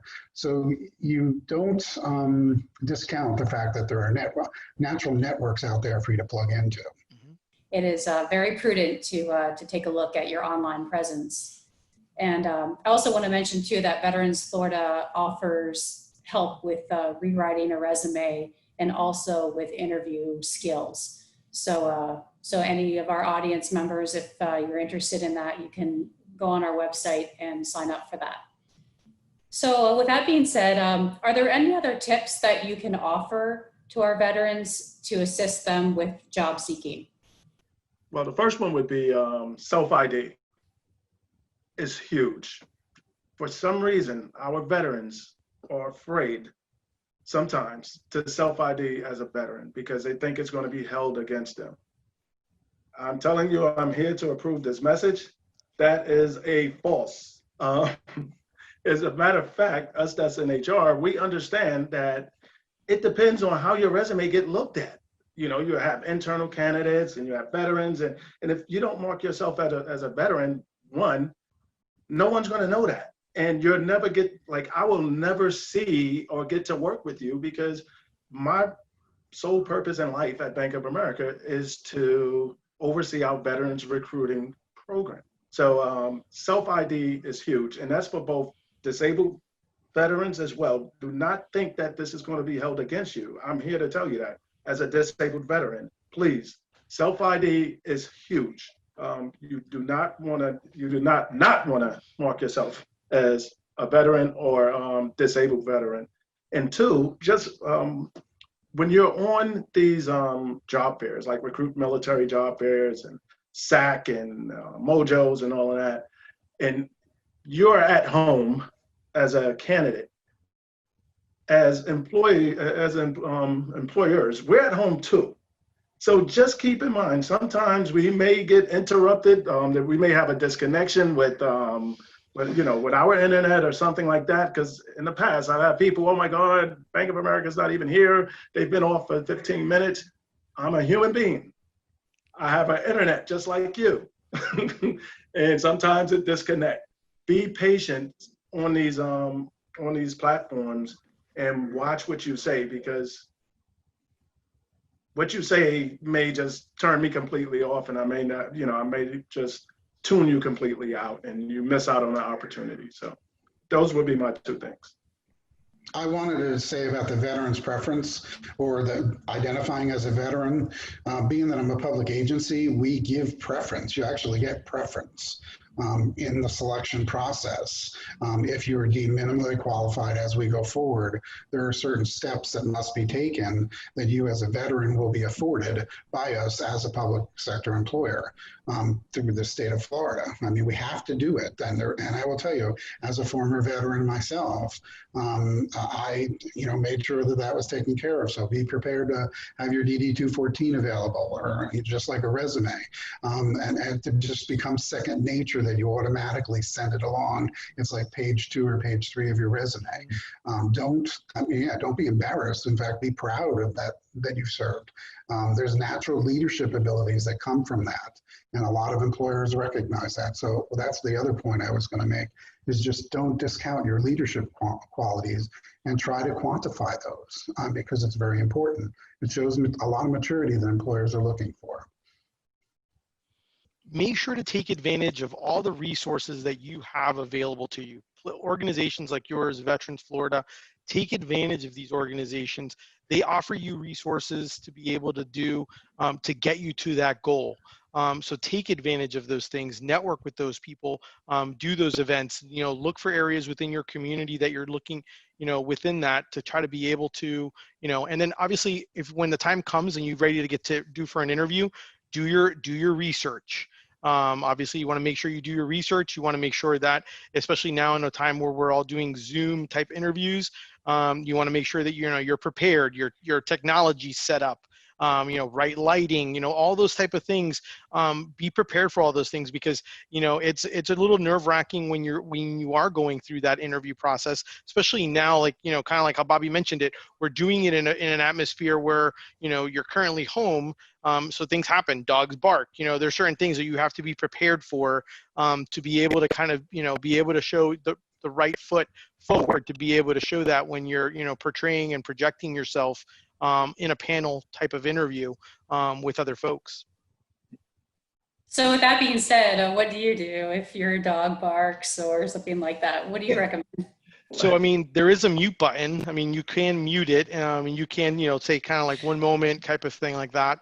I mean, there are ways to do it. I mean, obviously everyone has seen it. Everyone's seen the Zoom video fails and things of that nature. So, I mean, it's obviously something that happens. But I think also if you're going to have an interview and you can control certain things, phones on mute, perfect example. My daughter's here. I said, hey, go outside, play with friends. So that way it's like, you know what I mean? Like, you try to figure it out. You make it a priority, and you show that it's a priority. And just for the applicants out there, everything you do in life is like, I always live by those 3 M's. It's got to be memorable, measurable, and meaningful. And if you can hit on those 3 things during an interview, you will be fine. And the whole research piece, the importance of the research is, if I knew Anthony was going to be from Lockheed Martin, is going to be interviewing me today, or Bobby Turner, or John, I'm going to your LinkedIn. I need to know, what did John do in the military? Was Anthony in the military? I need it to be a conversation and not an interview, because if I leave that interview and I felt like I just had an interview, I'm probably not going to get the job. If it felt like a conversation, then you know what? I probably did pretty good. And build that resume. Have people review it. Take advantage of Veterans Florida, being able to review it. Have other people that you find as peers or mentors, have them review it. And definitely, obviously, do that precision, figure out the job you want, and then focus on that resume to fit that job. So that way you are being, you go through that first filter of when a recruiter looks at it, and then be prepared for the interview and to do your thing to get that job when you do have that opportunity to interview. Really appreciate you offering to do this for us today. And I know every bit of advice that you've given today will definitely be a huge benefit to our audience members and our veterans. So I can't thank you enough. Up next is the Office of Supplier Diversity with a message on the resources they provide veteran entrepreneurs seeking to do business with the state of Florida. Hello. First and foremost, thank you, veterans, for your service. And thank you, Veterans Florida, for having us today. I'm Donna Williams, Executive Director of the Office of Supplier Diversity. The Office of Supplier Diversity is the state's certifying entity for veteran, women, and minority-owned businesses in Florida. We are committed to supporting and increasing the number of certified veteran-owned businesses in Florida. In addition to certification, our office also helps veterans understand how they can navigate the state procurement system. If you're interested in learning more about our office and the services that we offer, I encourage you to visit us online at dms.myflorida.com/OSD. This helpful video will walk you through the steps of getting registered with the state of Florida and also the certification process. Again, thank you, veterans, for your service, and we hope to hear from you soon. Bye. Are you a woman, veteran, or minority who owns a Florida-based small business? Are you interested in learning more about the resources and opportunities the state of Florida has for your business? Well, you're in the right place. In this video, we're going to tell you about the state agency that supports your efforts to get involved with the state government purchasing process. There are several agencies within the state of Florida. One agency, the Department of Management Services, has a specialized team called the Office of Supplier Diversity, or OSD for short. OSD is the office responsible for certifying eligible women, veteran, and minority-owned small businesses, providing the Florida Certified Business Enterprise, or CBE designation. But OSD's commitment to supporting diverse businesses in the state of Florida doesn't stop there. OSD shares relevant opportunities with business owners through direct email notification of government bid opportunities. OSD also lists certified businesses in a CBE vendor directory that is used by public and private entities. OSD refers CBEs to state agencies and other organizations, and OSD offers outreach events to directly connect vendors with state government buyers. One type of networking opportunity is called the Supplier Diversity Exchange, a regional event that helps business owners meet with procurement professionals from federal, state, and local government. Are you interested in becoming certified and taking advantage of the free resources OSD offers? We thought you would. Meet Crystal. She's the proud owner of a successful Florida-based architecture firm, and she also happens to be a woman and a minority. Crystal recently learned that she can get certified as a woman-owned and minority-owned business by OSD. First, Crystal will go to the OSD webpage and click Get Certified on the left side of the screen. There, she'll find a list of eligibility requirements. Based on the listed requirements, Crystal believes her business is eligible. Next, she can follow 3 simple steps to obtain her certification. First, Crystal must register as a vendor with My Florida Marketplace, MFMP for short, which is the state of Florida's e-procurement system.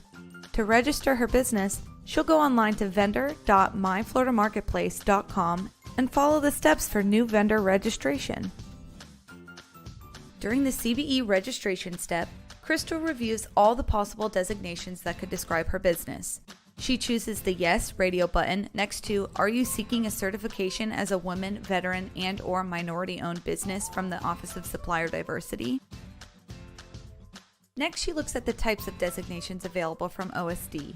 These designations include women, veteran, or minority-owned businesses.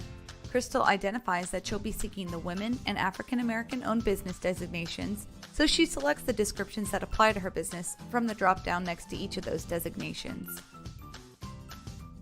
Remember, since this is only the first of 3 steps, Crystal's VIP registration will not show her business designation as certified until the OSD validation process is complete. If your business is already registered in MFMP and you'd like to get certified, don't worry. All you need to do is contact our friendly MFMP customer service desk before continuing on to step 2. They will assist you with getting your business designation transmitted to OSD. Now that Crystal's business is registered in MFMP, she's ready to move on to the second step. In this step, Crystal gathers all the supporting documentation OSD needs to process her certification. She can use the certification checklist on the OSD website to help determine what documents she'll need to submit. Crystal's third and final step is to mail or scan and email the supporting documentation that was collected in step 2 to OSD. OSD will notify her within 15 business days if additional information is required to process her certification. Okay, let's recap. First, Crystal registered her business with MFMP and she made sure to indicate the designation she was seeking. Then, she collected all the documents OSD needed for review. Finally, she sent those documents to OSD for consideration. It's that simple. Once Crystal's certified, she can recertify for free online every 2 years. Thanks for watching and learning about what OSD does for diverse small businesses in Florida and how to become certified. OSD is here to answer any questions you may have. Just email osdhelp@dms.myflorida.com or call 850-487-0915. Let us know if this video was helpful by liking it, and don't forget to subscribe to our MFMP TV channel for more videos just like this. For any questions regarding MFMP, email vendorhelp@myfloridamarketplace.com or call 866-352-3776. For our first keynote speaker, we're thrilled to welcome First Sergeant Matt Eversmann, retired. Matt received the Bronze Star Medal with Valor for his courageous leadership in Mogadishu, Somalia, which was immortalized in the film Black Hawk Down. Matt later deployed to Iraq for 15 months during the surge and retired in 2008 after 20 years of service. Committed to sharing the lessons he learned in the military, Matt draws parallels from his experiences to highlight the importance of leadership, courage, and responsibility within any team or enterprise. Most important is his desire to explain the dynamics of avoiding strategic shock, where organizations are crippled by unforeseen disasters.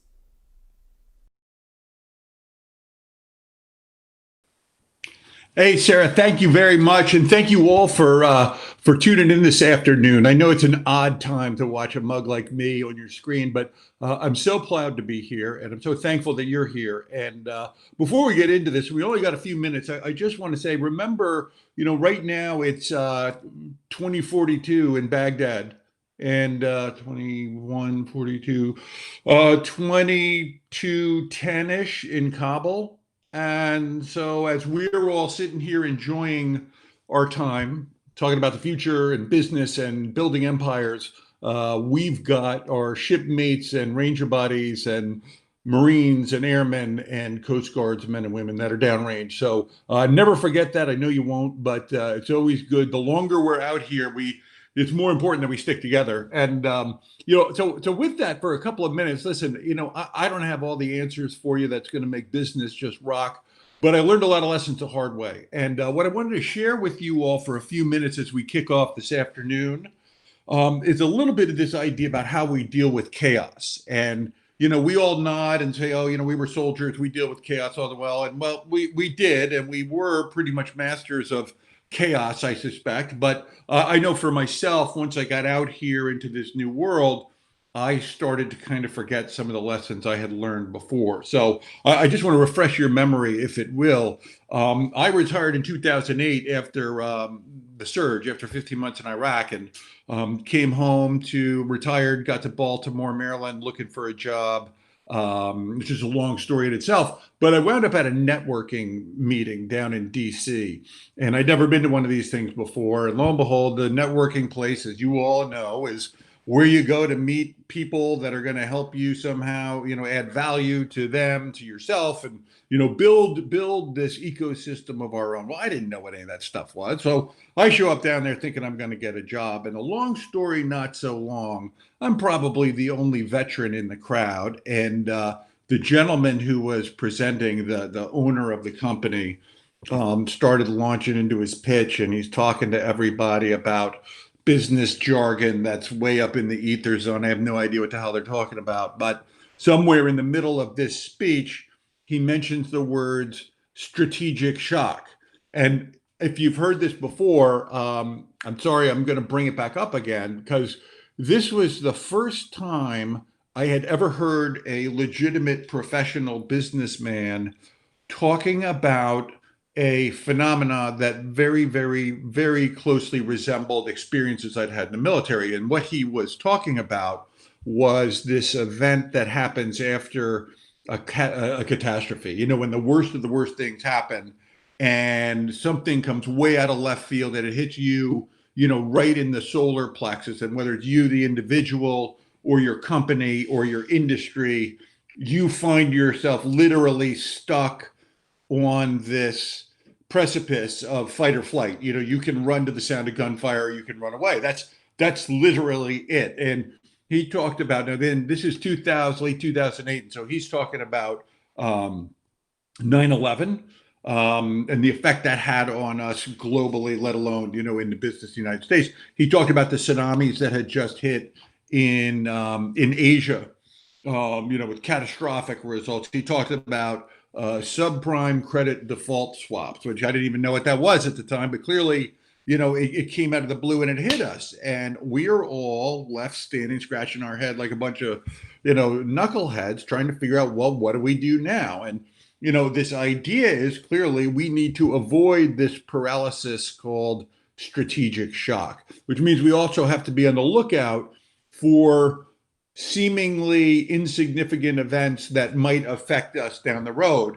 I suspect that Sir Robert Fry might have added COVID clearly to his list and probably a few other things. But keep in mind, there are three characteristics of the event that will put you, again, all of us, into this stuck in the mud feeling of strategic shock. It's unpredictable, it's indiscriminate, and it's ubiquitous.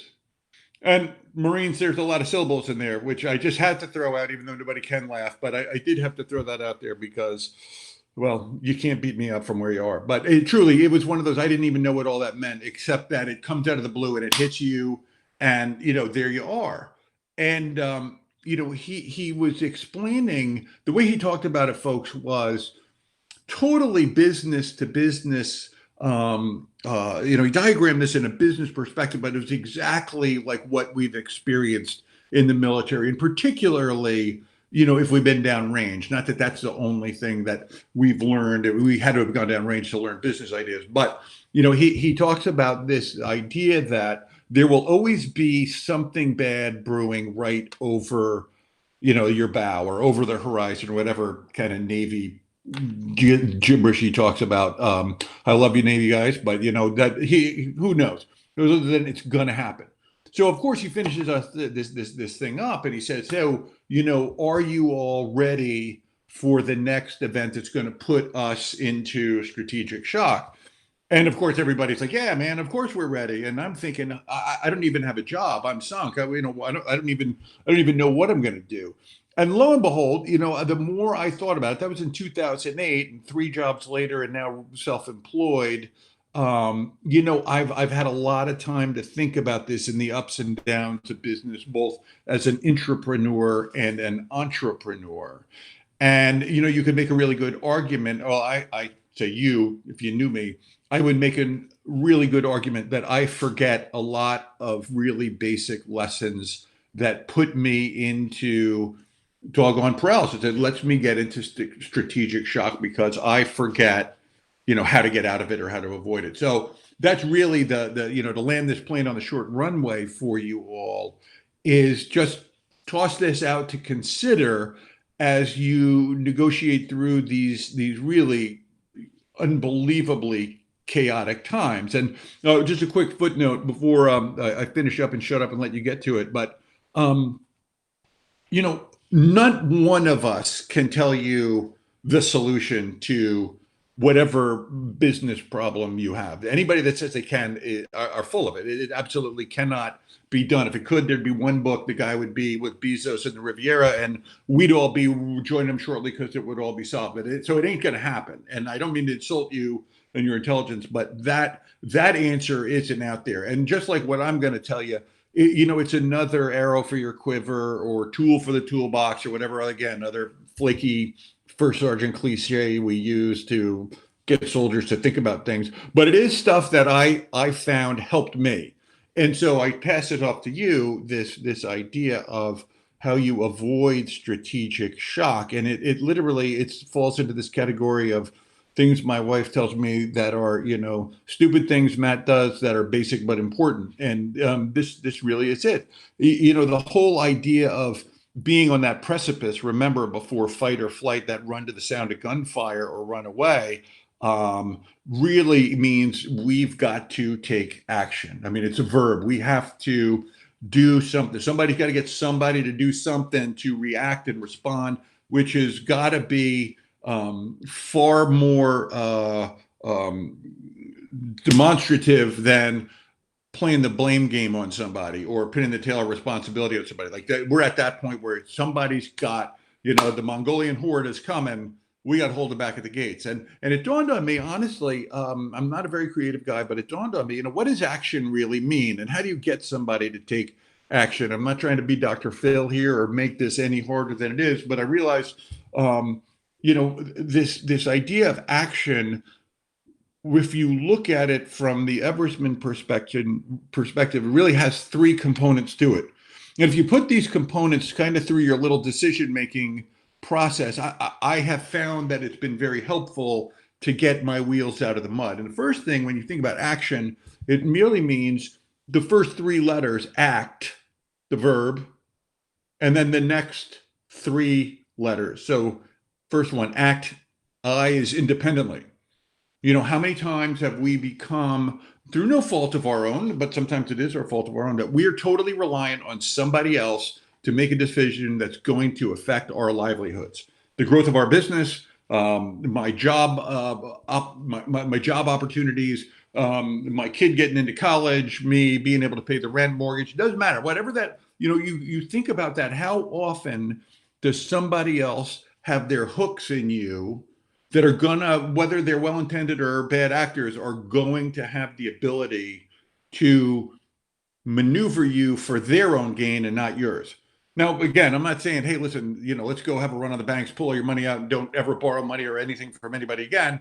But that idea, though, however, of thinking first thing out of the gate, if we're in a jam, how can I do this on my own? First and foremost, how do I retain command and controls? And don't get me started on, doctrine, because I've forgotten it all. But you know what I mean? That this idea, independently, how can I do this? How can I at least do things on my own terms? So we ought to be thinking about getting out of this crisis independently. And again, hear me read my lips, George Bush. This isn't saying you can't have a partner and you can't have multiple partners and you can't have banks. And of course you need investors and you need dough. But this mindset, for me at least, was I've got to always stay in control, which means my goal is always being independent. And then the second thing I got to be thinking about to get out of the mud, to get out of this rut, is the O. I've got to act organically. Act organically. What does that mean? To me, it just means nothing more than being authentic. I've got to do what I know is best for me and my business, me and my team, me and my family. What we believe in isn't just junk that we put on a wall and say, oh, wow, row harder and we'll get there together. I mean, that's just ridiculous. This idea of our culture and our values has to be totally organic to us, or it's fake. And if it's fake, it's going to crack as soon as you get in a jam, and the enemy will seize on that and they'll know it. I mean, it's one of those, you know it when you're downrange. I mean, you either got to have your focus as you're driving down Route Irish, that you're doing everything right on day 215 of your deployment. You're still doing the same thing right every time because it's the right thing to do, and you don't cheat and you don't cut corners. So you act independently, you act organically. And then the last one, folks, is you act now. The N is now. You be decisive. we're decisive people. You know, and I'm not saying we shouldn't be thinkers and creative thinkers and, you know, focus on a couple, you know, the MDMP, if some of us remember that, like that really is good stuff. But this idea of we got to realize at some point that, you know, 80% solutions are good and we can be excellent with 80% solutions. So we act now. We think about how we can do this on our own. We make sure that it lines up with our own values organically, and then we pull the trigger and off we go. And you know what? If it breaks, we can unbreak it. We'll put it back together again. I mean, that you all know that, whether you've been out for a day or been out for, you know, a decade. Nothing that you're gonna do here can't be fixed. So that's my short course to you all on chaos, you know, and we're in it right now. And you know what, if we're, you know, forget politics, because that doesn't do any of us in a one-way conversation any good. But, you know, if we're being shaped by people that tell us either everything's really great or everything's really bad, you know, we're going to make decisions according to the intel we have, right?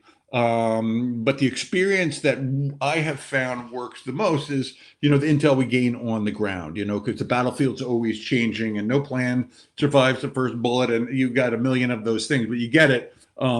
We've got to not be led astray into thinking that somebody else is going to save the day here or somebody else is the cause of this. Because at the end of the day, folks, we've got to build an empire.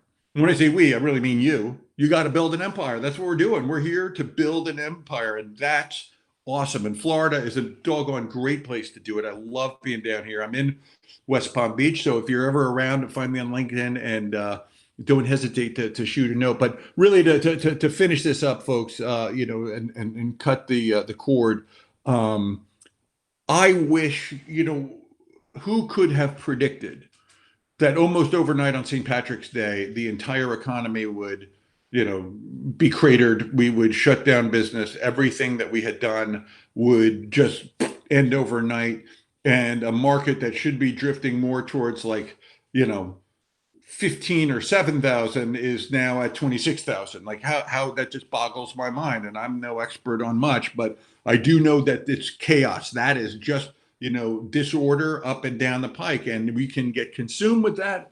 We can get stuck into this idea that the enemy is really bad out in, you know, in Yusufia. And so we'll never go out of the wire. We'll never do anything. We'll wait for somebody else to come. But at some point, you all know we gotta get out there. We got to see for ourselves, and we've got to execute. We got to make it happen now. So that in, you know, hopefully about like 14 minutes or less was, you know, the words I wanted to pass off to you all today about chaos. And it's not happy. It's not fun, not anything. But as I said at the beginning, we're masters of it. Like we really are, particularly those young knucklehead enlisted soldiers. Like Joe is a master of chaos. That's what they do.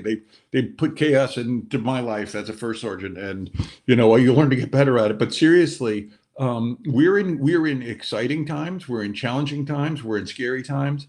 There's a time for leadership that we need, that all of you have. We need, you know, in our communities, in our homes, in our businesses. But for today, I just want to keep it back to you as an entrepreneur and growing, you know, a doggone successful ecosystem and enterprise for yourself. Be on the lookout for this strategic, shocking event that comes, and don't let yourself get sucked into it. When you feel that happening, take action, act independently, act organically, and act now. God bless you all. Thank you for listening. I wish you all the best and everything, and I look forward to doing this in person next year. So Dan, Sarah, thank you very much. We are proud to be an authorized Department of Defense skill bridge organization in agriculture, Florida's second largest industry, and one that is often a natural fit for veterans. Here is Eric Autry's story of how Veterans Florida helped him begin his career in agriculture. Hi everyone, my name is Eric Autry, and I'm doing this video to introduce y'all to where I came from, where I've been, where I'm at now, and my future plans. I'm gonna try to plant tomatoes, that's my favorite, lettuce, cabbage, greens, anything that I think would be good eating for any homestead, any grocery, any restaurant. When I was growing up, I started very young. My parents, my mother and father were citrus pickers. They traveled all around Florida, picking citrus, harvesting, planting, pruning, everything. And at a young age, I was introduced to agriculture that way, as young as 5, if you can believe it. At 5 years old, all the way through high school, I picked citrus, from oranges to watermelon to grapefruits to everything possible that's dealing with agriculture, fruit, citrus, everything. So all through my years of being in high school and trying to be cool, in the back of my mind, I always had a farm to take care of in the back of my mind, just as of in for regular food consumption for my family, and also for work, to pay the bills. So I was very devoted in agriculture as myself growing up. Then as I got older, I wanted to pursue a career in agriculture, but I couldn't figure out how I would get some money to do that. So I joined the military, and which brings me to my next step in my life was the Army. I joined the Army in 1997, went to Fort Hood, Texas, and started doing training just like as a young E1. Even in the field, I would be looking at plants and animals and stuff like that, just wondering how could I grow it, how could I eat it. It sounds crazy, but that's what it was. And just trying to, in my head, envision a way of growing any of the things I see. Like I've never been to Texas, I always grew up in Florida. So I said, well, I can do this, I can do that. So I went through the military career, 17 years, just wondering and trying to figure out the whole ag thing. It sounds crazy, but I went to Iraq, and I'm in the middle of the desert, and I see a plant growing there. I said, wow. So I try to grab the plant and some of the seeds off the plant and put it in a bottle so I can take it back home, bring it back to the U.S. and plant it and grow it, see what it grow. And all my buddies are like, what are you doing, man? You know, you can't grow that. We're over in Iraq. And it just, agriculture never left me. So I just went through my whole military career, just doing little projects at my house, inside my house. I had apartments, so the little land I had on my apartments, I would grow tomatoes or grow a flower or anything like that, and just try to stay with agriculture all my life. So once I got out, I tried to figure out what I was wanting to do in life. I had forklift jobs, warehouse jobs. I did a lot of stuff, not dealing with agriculture at all. And in the back of my head, I had that one itch that you can't scratch that was dealing with agriculture. So unfortunately, I lost my job, and I started searching around and trying to figure out where I could get some help from. And I called the veteran program, and that's when I got introduced to Amy over at the veteran program. And I called her and I said, hey, I need a job. And she said, what are you interested in? I said, I like farming. She said, what? She said, let me think on that. And that's when I got introduced to University of Florida.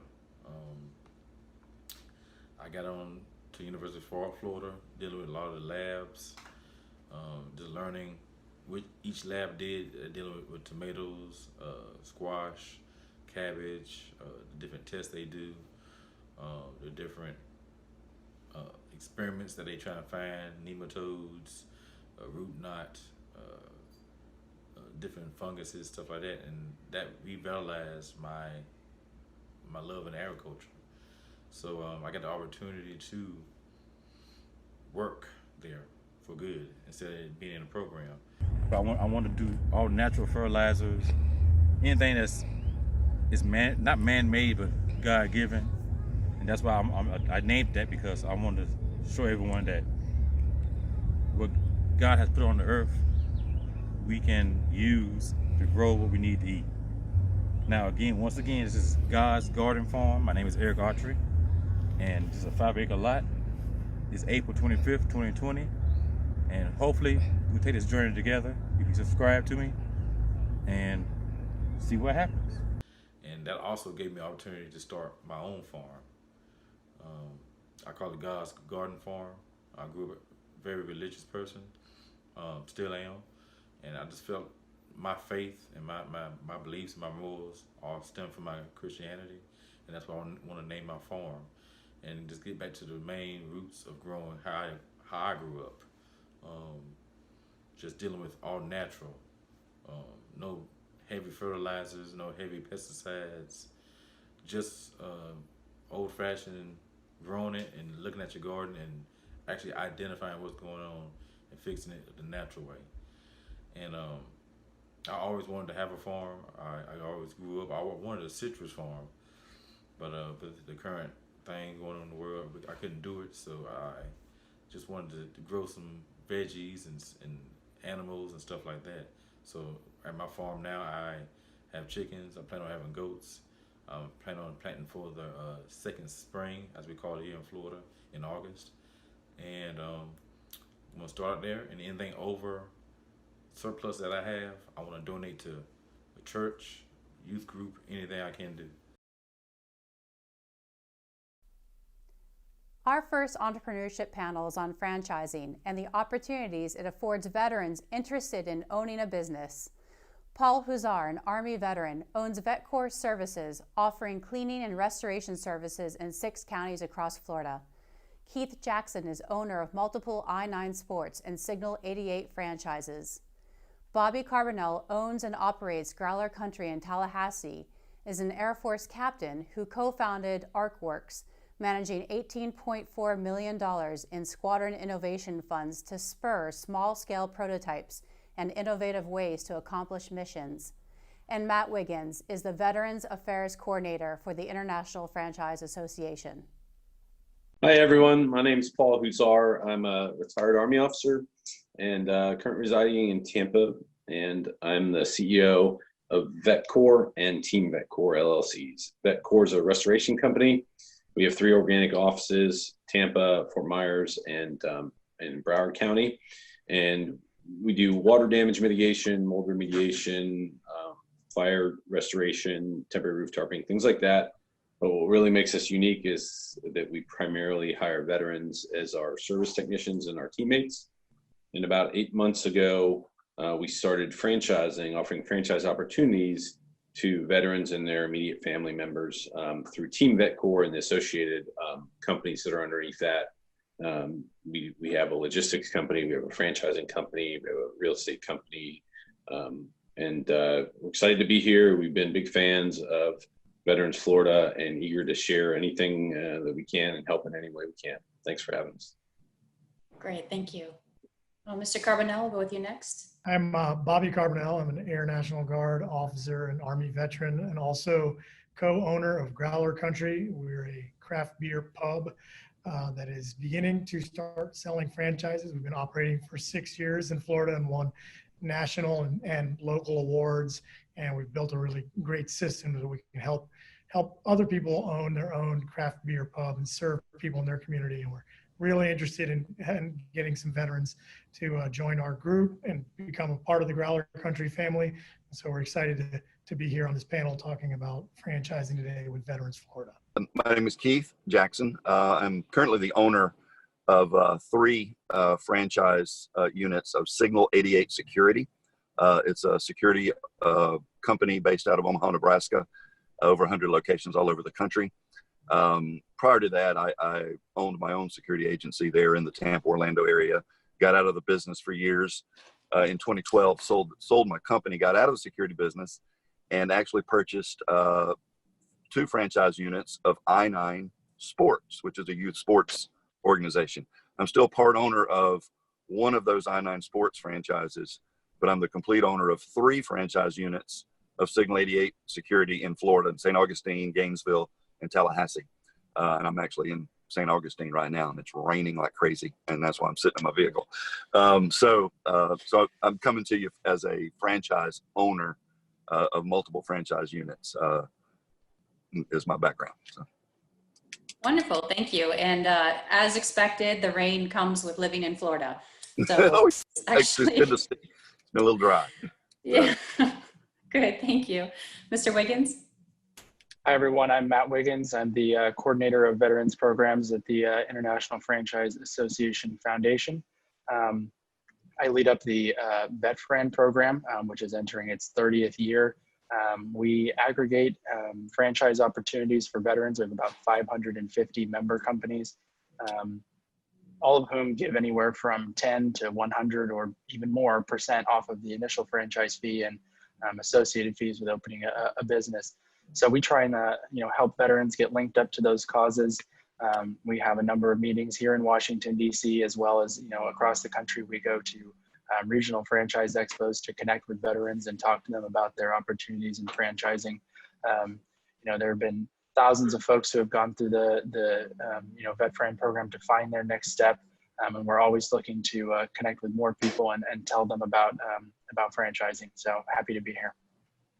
We'll get started with how do you start a franchise business from scratch? So Mr. Hazar, would you like to start with that? Sure. It's hard. So really, you have to have a successful business model to begin with. So although there are some people that would like to start and have visions of franchising, you really have to have a successful business model. And in our case, the restoration industry, there's a ton of reasons why I think we have a competitive edge in that industry, but you have to demonstrate that it works. And then in our case, we demonstrated it works, and then we replicated that 2 more times by opening satellite offices. And all along from the beginning, we wanted to do something that was much more for us of building a cause, veteran opportunities for veterans. Part of our mission is to create meaningful and sustainable employment opportunities for our nation's heroes. And so, one, you got to have a sustainable business model that works, that makes money, because you can't have a business that doesn't make money, or else it's a hobby or something else that you have to fund. So it has to work. Second is you have to have something that makes it unique from an intellectual property basis as a franchise that can be franchised. And for us, it's a brand. And for those of you that know me and have seen me around, I mean, we are carrying the message about, and it's no secret. What is our secret to success? Shh, don't tell anybody. We hire veterans. You should try it. And now offering opportunities for veterans to become, and their immediate family members, to become franchise owners. And with that brings all kinds of, in our opinion, advantages, and that characterizes our brand. And so I think the successful business model was a base, and then a brand that can appeal and be expanded. And then, you have to look at the ability. I think as a franchisor, franchising is all about training, standardizing, and replicating. And as I talk to insurance companies who are generally our clients, and try and convince them that what we're doing is a good thing, and these franchisees that come on board are going to be great assets for them as well, to help their insured customers and provide value to them. I said, do you know any institutions that do training, standardizing, and replicating better than the U.S. military? It's so when you're looking at you start a business and you're starting to have some success, and then I don't know if everybody comes into it with the idea of franchise. I don't think it was our original purpose, but about a year or two in, we was like, this is working pretty well, and your customers are coming to you and asking you if you're franchising, and people are asking if they could buy a franchise, and because they see the quality of your operation, and they're like, this must be somebody's already franchising this. So then we started thinking about all of the systems that we had in place, and we started making decisions on what kind of systems would franchise well. When you start building up towards building a franchise business, you build in more robust documentation and training programs and checklists and things like you would see. And I echo what Paul said about military. Both my brother and I are partners, are both veterans. We have several veterans that work for us, and they're very accustomed to using a checklist and operating off of a manual. So when we worked with a franchise consultant to help us kind of take all of our materials and package them up into a franchisable product. They were like, "Oh, you guys have some pretty robust documentation and checklists. And it's like, oh, we're pretty used to working in this manner. We've been thinking about becoming a franchise. And so we put a lot of energy towards, making sure that it's all well documented so that I could teach somebody else how to operate their own independent growler country the way we would do it, and keep that quality and consistency the same from unit to unit. Just a word of caution, typically in the franchise industry, once you start franchising, as a franchise company, you're typically not sustainably profitable until you get to about 100 units. And that's kind of just on average what the franchise industry will tell you. Because as you start to add them, you get some marginal cost for the franchise fee that is really is the cost of acquisition, marketing, obtaining those brands, et cetera. But then you got to start adding staff. You have to start paying for marketing. You have to start adding systems and things like that. And typically what they'll say is that the break-even point where you are able to sustain via royalties only is around 100 units. Making sure that you're still fulfilling the role as a brand ambassador. How do you balance those two between being a functional franchisee and also being a brand ambassador? Owning a franchise isn't for everyone. And one of the things, again, even though both franchises I own don't seem to have anything to do with each other, there are a lot of similarities.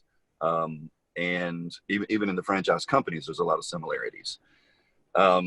But one of the things that I've noticed, I came into the original I9 Sports franchise knowing nothing about running a sports business. I love sports. I'm a sports nut. Had a bunch of kids were at sports age, and that was the reason I got into it.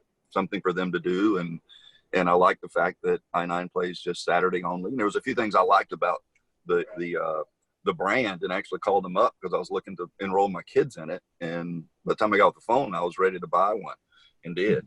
But what I9 realized fairly early in their process, they were attracting people that were very sports oriented, coaches, PE teachers, people like that, athletes, very sports oriented people, but knew nothing about running a business. And they were having a lot of difficulty with getting these guys and girls off the field and into the office, or off the field and out into the marketplace. And we've seen the same thing in Signal 88. It's a natural fit for someone, for a veteran. They're used to the structure, the uniform, a security company. And we're guard security, mobile patrol primarily, but we also do dedicated guards. So it's very, very similar. And we attract a lot of military and law enforcement people. And also I wanted to mention or develop this idea a little bit more. Mr. Jackson, you mentioned that there are resources out there to help franchise owners to be successful. And so I wanted to direct the question at Mr. Wiggins. Maybe you could talk about how do companies give back to veterans through discounts on franchise fees, for example? Yeah, I mean, that's one of the best and most primary ways that some of our franchisor companies make a meaningful and tangible commitment to attracting new veterans into the system. Data that we have from over several years shows that veteran franchisees are outperforming their non-veteran counterparts. Therefore, it really places an emphasis for companies, not just as a philanthropic decision to give back to veterans, but also as an economic and business decision to try and hire more veterans because they do perform so well. And so, yes, as you mentioned, one of the top ways that happens is through the discounting of initial franchise fees to veterans. So, whether it's, as we were talking about, I9, they give away a franchise every year to veterans, and several systems do that. But others offer, 10, 20, 30, even 100% off of that initial franchise fee to get veterans into the system. And, we here at VetFran, our job is to kind of aggregate those opportunities. We place them on a star scale, either 1, 3, or 5, based on a number of factors: that discount percentage, how long they've been in business, how many units they have. We really want to ensure that there's a really safe investment happening and try and steer veterans towards companies that have shown that they are not just committed to veterans financially, but also, have people on staff that have that CFE credential that we were talking about earlier, people who, are committed to helping veterans specifically within the company. They've got enough units open. They, have an 80% continuity rate. So they're not closing units, they're growing, they're building. Just a number of factors that we try and look at because we want to help veterans find the safest investment that they can. But, you go to one of our shows, at the IFA or something like that, you'll see those VetFriend members all over the place because there are 550 companies in our orbit who have all determined that this is something that they want to make a commitment to. And while it may mean that they're not making, that full franchise fee, it's worth it to them to give back to veterans, say thank you, but also to make that smart business decision. Because as we were mentioning before, it's those standard operating procedures which veterans are uniquely equipped to execute upon. It's part of their background, and it's part of one of the main parts of owning and operating a franchise. And to your last point, it was how do franchisees and brand ambassadors, how do you kind of make that relationship commingle? The two are one and the same. To be a successful franchisee, you have to be a successful brand ambassador because that's how the brand grows, that's how it thrives. You want to have a franchise company.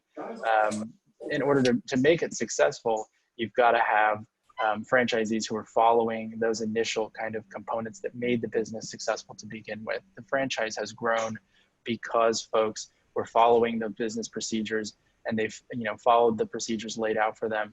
That's how you got to this point. So, that's why we look to veterans to help them become franchisees. And that's why we look to companies to help them make the commitment to offer those discounts. What are some considerations for the economic franchising model? For instance, we've already talked a little bit about royalties. So what are the differences or advantages of profit sharing versus royalties for a business model? Yeah, so I'll take a couple of those. You'll typically find royalty rates are around, I'd say 5 to 10%. Really kind of depends on the industry. Again, that's disclosed in the FDDs. What we offer is if you're interested in a franchise, we'll send you a spreadsheet that we've done the research from those states, and we'll say, here are all the franchise companies in the restoration industry. Here is their franchise fee. Here is their royalty rate, et cetera. And you should certainly compare those within an industry, and then also within the franchise industry at large. So fast casual versus service versus sales and those types of things. The other piece, and it's usually out of gross revenue. So you want to make sure then that you have enough runway, that you're talking about, that you have the operational income to get profitable. And then once you do, you want to maintain, at least probably 2 months operating capital in the bank account. So you can continue that. But then once you do that, some will move to a flat fee. Some offer a flat fee, franchising fee up front. Some offer a flat yearly fee versus a royalty. The most common seems to be royalty as a percentage of gross income, or of gross revenue. And then usually, and for us, it's 7%, which is about average in the service restoration industry, and then a 1% contribution to the general marketing fund. So that just gives you some idea, but in the FDD, that'll really explain that. And then you got to run the financials. Associated with that, you didn't ask this, but it's the number one question that everybody asks is, how much money can I make? And the answer is, I can't answer that. I'm not legally allowed to answer that. I can only answer as a franchisor what I disclose in item 19. And item 19 is the financial aspect of the disclosure of the franchise disclosure document. And so you have to understand, what your income potential, what your revenue earning potential is. And you can also call, previous franchisees and say, let me talk to somebody and I would talk to one of their most successful franchisees, and I would talk to one of their least successful franchisees and understand what their pain points are and understand how one succeeded perhaps better than the other. So all kinds of things to consider in that when you're trying to think about how much money you can make. and do that hard math. And you should build that pro forma yourself so that you have the intellectual integrity invested in it yourself and you know where those numbers come from. We're going to wrap it up here. So thank you to all of our panelists for sharing your expertise. And I know our audience is going to benefit greatly from what you have shared today. So thank you again. We're honored to have Charlynda Scales for our second keynote address. Charlynda is an Air Force veteran, TEDx speaker, brand ambassador, social media influencer, and the founder and CEO of Mutt Sauce LLC, a company that she started while still serving on active duty and makes the sauce for every meal. Mutt Sauce was the grand prize winner of Bob Evans Farm's 2017 Heroes to CEOs contest. Today, Charlynda will draw on her experience as a successful businesswoman to provide entrepreneurs valuable advice on adapting to crises like the coronavirus pandemic that changes the way we do business. Hello, everybody. I am Charlynda Scales. I am the CEO/servant leader of Mutt Sauce LLC. We sell an all-purpose tomato-based specialty sauce right here out of Dayton, Ohio. I want to thank you for letting me be a part of your day and be a part of this moment in this conference. I really want to just give kudos to you because if you're here and you're listening to me, you're dedicated to making something happen. You're dedicated to learning, you're dedicated to growing, and I just wanted to give you some kudos for being on this journey because it's not easy, okay? I'm going to take you through my journey as an entrepreneur and give you some tips, but it's a roller coaster, guys. It really is. You just have to savor the moment, though. You have to stop and count blessings along the way. So I'm just going to tell you a little bit about my journey so far. So my journey actually starts as a young child in Cookeville, Tennessee. I grew up in like farmland country with my grandparents, my mom, my aunt, and her two boys. We all lived in a little country home in the hillside. I really enjoyed it. Growing up with my grandfather, he called me Tutti Frutti. I called him Daddy. He was my father figure. But my grandfather was a Korean Vietnam War veteran. He was an aircraft mechanic, and by his account and people who knew him, he was a really good one. So his philosophy was a little bit different from what you would say at that time was the modern dad. One thing that I would describe our relationship is almost like a decades-long episode of Shark Tank. Seriously, everything with this man was a negotiation. I tried to negotiate my grades with him. He said he would give me $4 for an A and $3 for a B. I asked him what I got for a C, and you know that thing called the look? Yeah, I got the look. So we would go back and forth like this pretty much my whole childhood. And over time, we learned that my grandfather had developed cancer. And anybody who's had a family member have gone through that, it's really, the most painful part is the waiting. Not knowing when or if they're going to recover. I didn't even think that he was going to survive to see me graduate from college, but he did. He was the first person to salute me when I commissioned at Clemson University, and it was called the Silver Dollar Salute. So he did my Silver Dollar Salute, and he had passed away actually less than a year later. So my memories of my grandfather were the most precious thing to me. I thought the time that we spent together, there's nothing greater that I could have been given than that. Imagine being on active duty. I was at Wright-Patterson Air Force Base in Dayton, Ohio. And I was just eating, I can't remember what I was eating specifically. I liked putting the sauce that he made on my eggs. So I grew up eating this sauce. It had no name. My grandfather perfected it in 1956. Since he passed away, no one had it because no one knew how to make it. And at that time, I told my mom in 2013, it's like, this is really crazy that he didn't tell anybody how to make this before he passed on. And so when I saw her again, she said she wanted to hand me something, and it was an envelope containing a single sheet of paper. And it was the only time he'd ever written this recipe down. And before he passed away, he asked my mother to give it specifically to me with no instructions. So that is the beginning of my journey. That is one of the first moments, and every entrepreneur will have this, where you have a decision to make. And you have a decision to make about how significant something is in value to you, whether it is an idea or an object like this piece of paper. But I knew that this was very important. And so I sought out mentorship to figure out what to do. And on the way, I actually had a dream. I had this dream that in the little country store that was at the top of the hill where we lived, I walked in there in my dream, and every shelf had his sauce with his face on it, named after him. And his call sign in Korean Vietnam was Mutt, for his ability to blend in anywhere. And I called my uncle, I co-signed with him. I said, hey, what about Mutt's sauce? He said, well, what about it? I said, I think I'm gonna do this. I think I'm gonna make Mutt sauce. I just don't know how.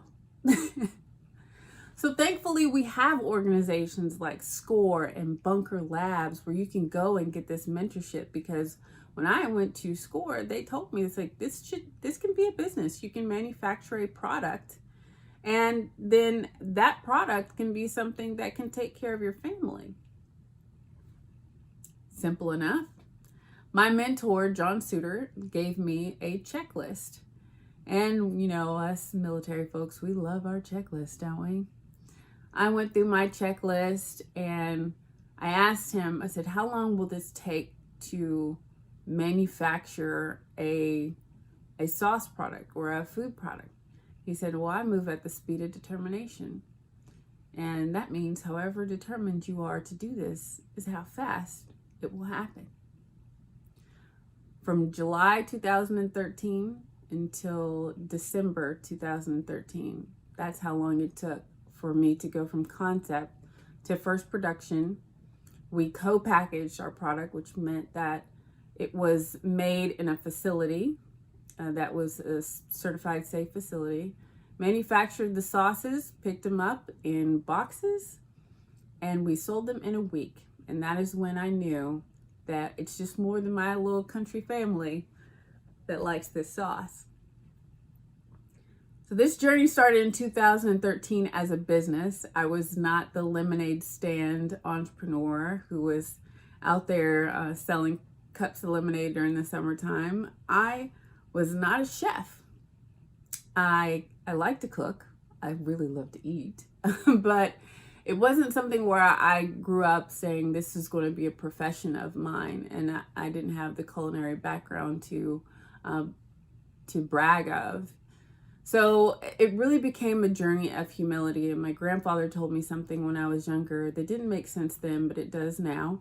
He said, humility will take you farther than money, right? Like those crusty old chiefs would say, close your mouth and open your ears and you might learn a thing or two. So I had to humble myself on this journey, whether it was the SCORE mentors or peer mentors that I met along the way, about how to manufacture the product, about how to lay the foundation of my business, about how to make sure that I did the financial side of my business and didn't run out of money. I bootstrapped Mutt Sauce with my savings. And my savings in the Air Force was supposed to buy me a BMW. Right, I was supposed to get myself a BMW. I said, when I make major, I'm going to walk into that dealership and I'm going to pay cash for it. But instead, that became my bootstrap money for my first production. And I don't regret not a single decision on that front. I still happily drive a Honda. So I would say that's the takeaway number one. Humility will take you farther than money. And the value of things will change over time based off of your experience. So throughout the years, I tried to refine my business model, going to grocery stores and farmers markets and applying for different opportunities. In 2014, I was about 6 months old as the company. We made it all the way to Shark Tank in Hollywood, and I got epically rejected. I got rejected, and it was very interesting that they could tell that I had not harnessed my why. I had not yet harnessed exactly why I'm doing what I'm doing. I started out saying I want to do something for my friends and family to give them some nostalgia, recreate the sauce, and let them enjoy a meal. But I realized it's gotta be much bigger than that. I just didn't know how to articulate it. And those sharks, they know, they could tell. I was still on active duty. I was the first active duty Air Force person to go on Shark Tank. There's been many reservists, but I was the first one who was still serving on active duty. I did not get a deal. My episode did not even air. But the experience of meeting the sharks and having them grill me definitely helped me understand the business side of owning Mutt Sauce a lot better. So what do, right?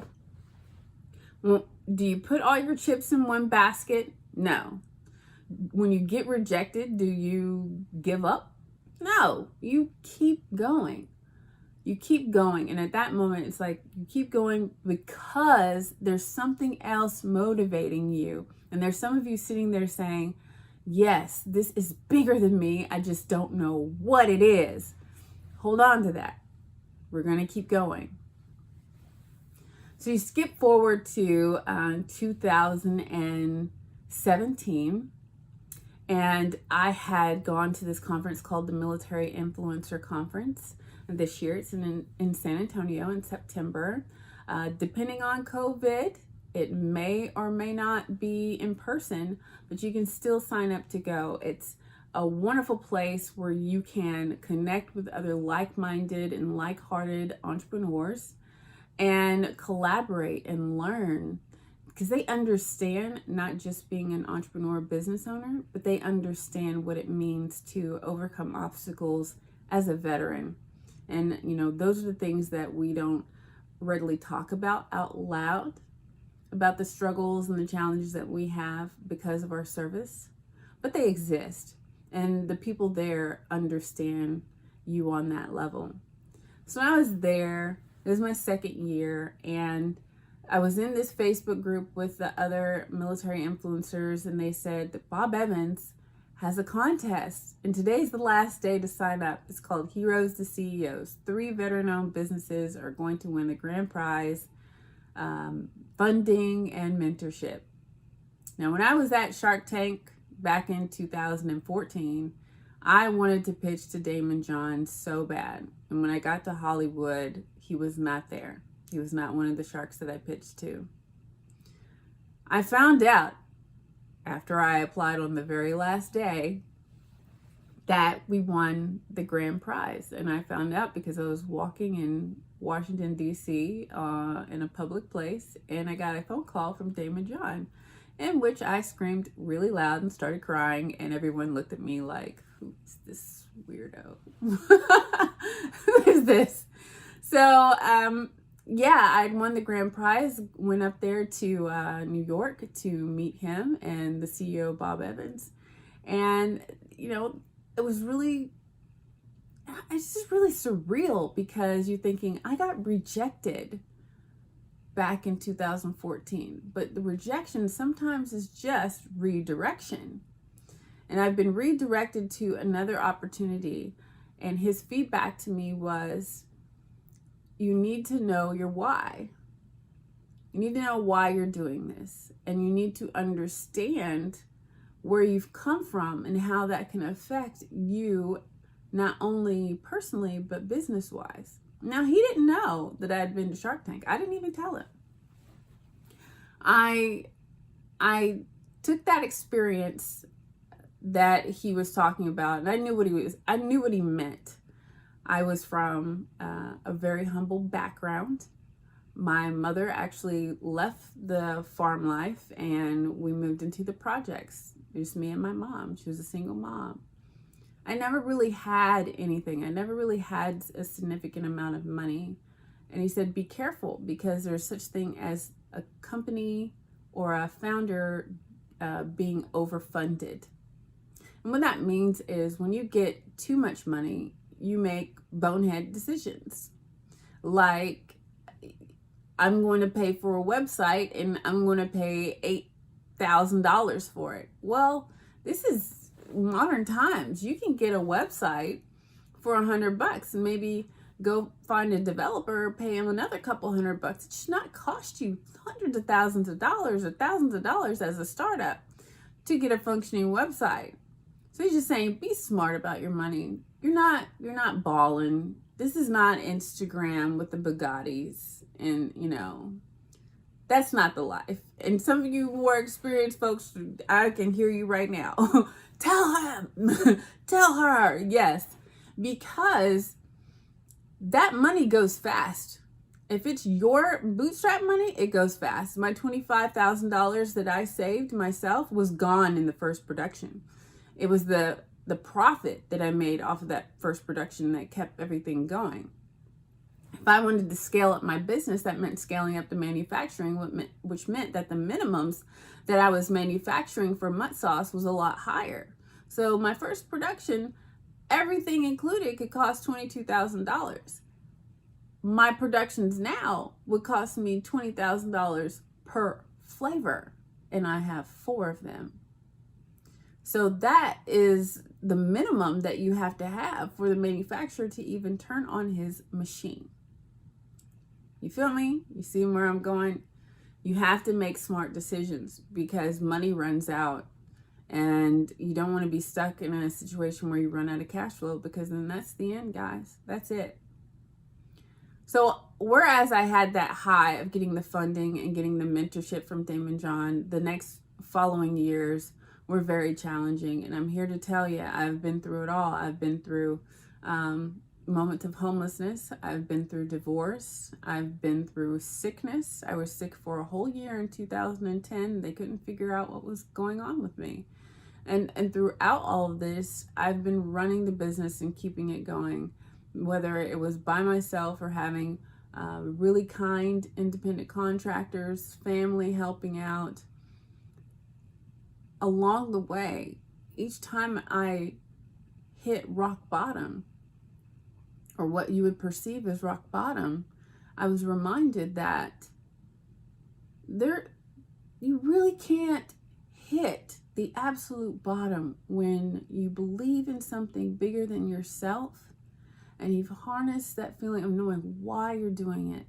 And it dawned on me. It was right at 2018, early 2019 that I went through a horrible divorce unexpectedly.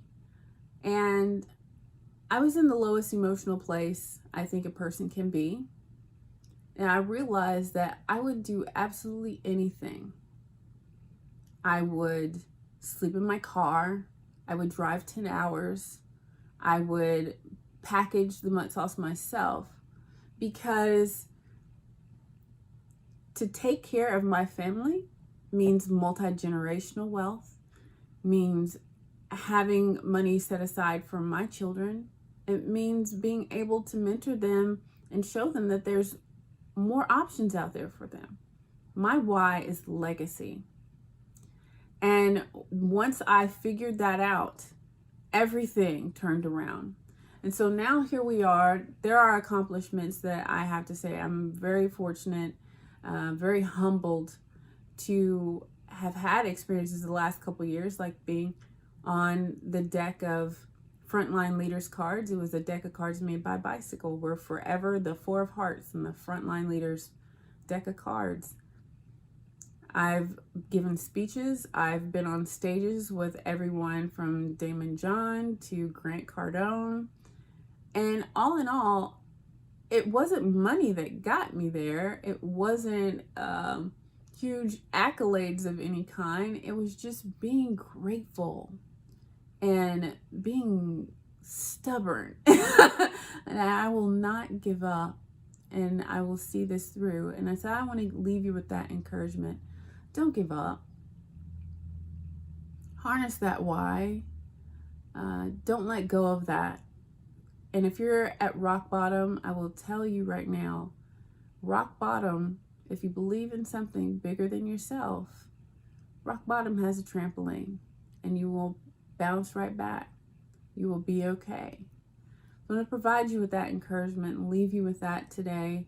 There's a lot going on in our country, and I will say that my advice going forward for progress together as a nation, progress in our relationships individually and friends and family, is to keep that line of communication open. Talk about the hard things until they're no longer hard. Talk about things that would bring discomfort normally. The more you talk about it, the less uncomfortable it will become. United we stand, divided we fall. So search for the ways that you have unity and things that are alike. And if you can't think of anything, I will tell you right now that family dinner and meals together are even better with mud sauce. So create a memory, get you some sauce, and let's move forward.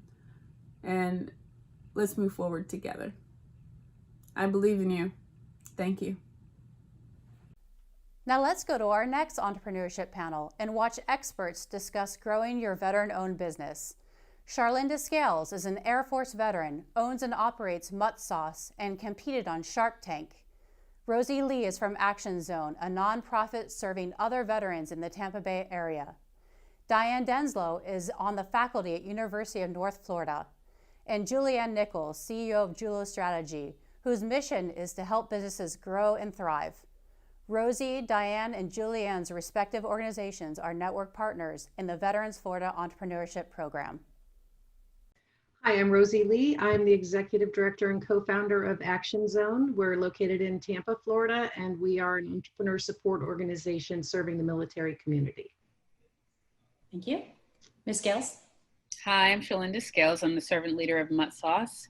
We make an all-purpose specialty sauce out of Dayton, Ohio. You make it, put it on anything. My grandfather was the military veteran who came up with the recipe. I put it in a bottle to share it with you and your family. Wonderful, thank you. Ms. Denslow? Yes, I'm Diane Denslow from the University of North Florida in Jacksonville, Florida. And I'm a member of the faculty there, and I created and teach in the entrepreneurship program that we have there. Fantastic, thank you. Ms. Nichols? Hi, I'm Julianne Nichols. I'm the CEO of Julo Strategy. We bring out the CEO in you. We're happy to be here to celebrate our partnership with Veterans Florida, where we work with veterans to shift their mindset from employee mindset to CEO mindset. Wonderful, thank you. Well, it's great to have you all here. So we'll just go ahead and jump in to the first question. We'll get started with you, Ms. Lee. How do you know your business is ready to grow? I think there are a number of different indicators that may lead you to believe that you're ready to grow. One of the first would be if you have a stable customer base, and as well as a consistent profit. I don't say consistent revenue because a lot of companies are very busy and have a lot of revenue, but their profit margins are insufficient for them to sustain growth. They can't support growth. If that's the case, then you need to really look at your processes and operations, look at your supplier channels, your marketing activities and expenses, labor costs, and obviously your pricing model. I think the next indicator is if your customers are asking for growth, but only if you're experiencing good revenue and sufficient profit should you even consider that. One of the most detrimental temptations for a business, especially one that's starting to experience some success, is to grow business through lines of service or products before you're really ready to do that. You have to model the new product line or new service line the same way you did your business. So just seeing that your customers are asking you to add more products or services, and in the case of what we've experienced in the last few months with the pandemic, Many businesses are experiencing that. Their customers are asking for things that they're really not prepared to supply. You have to resist that temptation and go back to basics, model out that line of service or product to see if you're ready to commit to that. And I think lastly, does what you're doing follow your plan for growth? When you built your business, you also likely built out a plan for growth. What milestones did you need to achieve to know that you were ready to add products and services? Did you meet those milestones?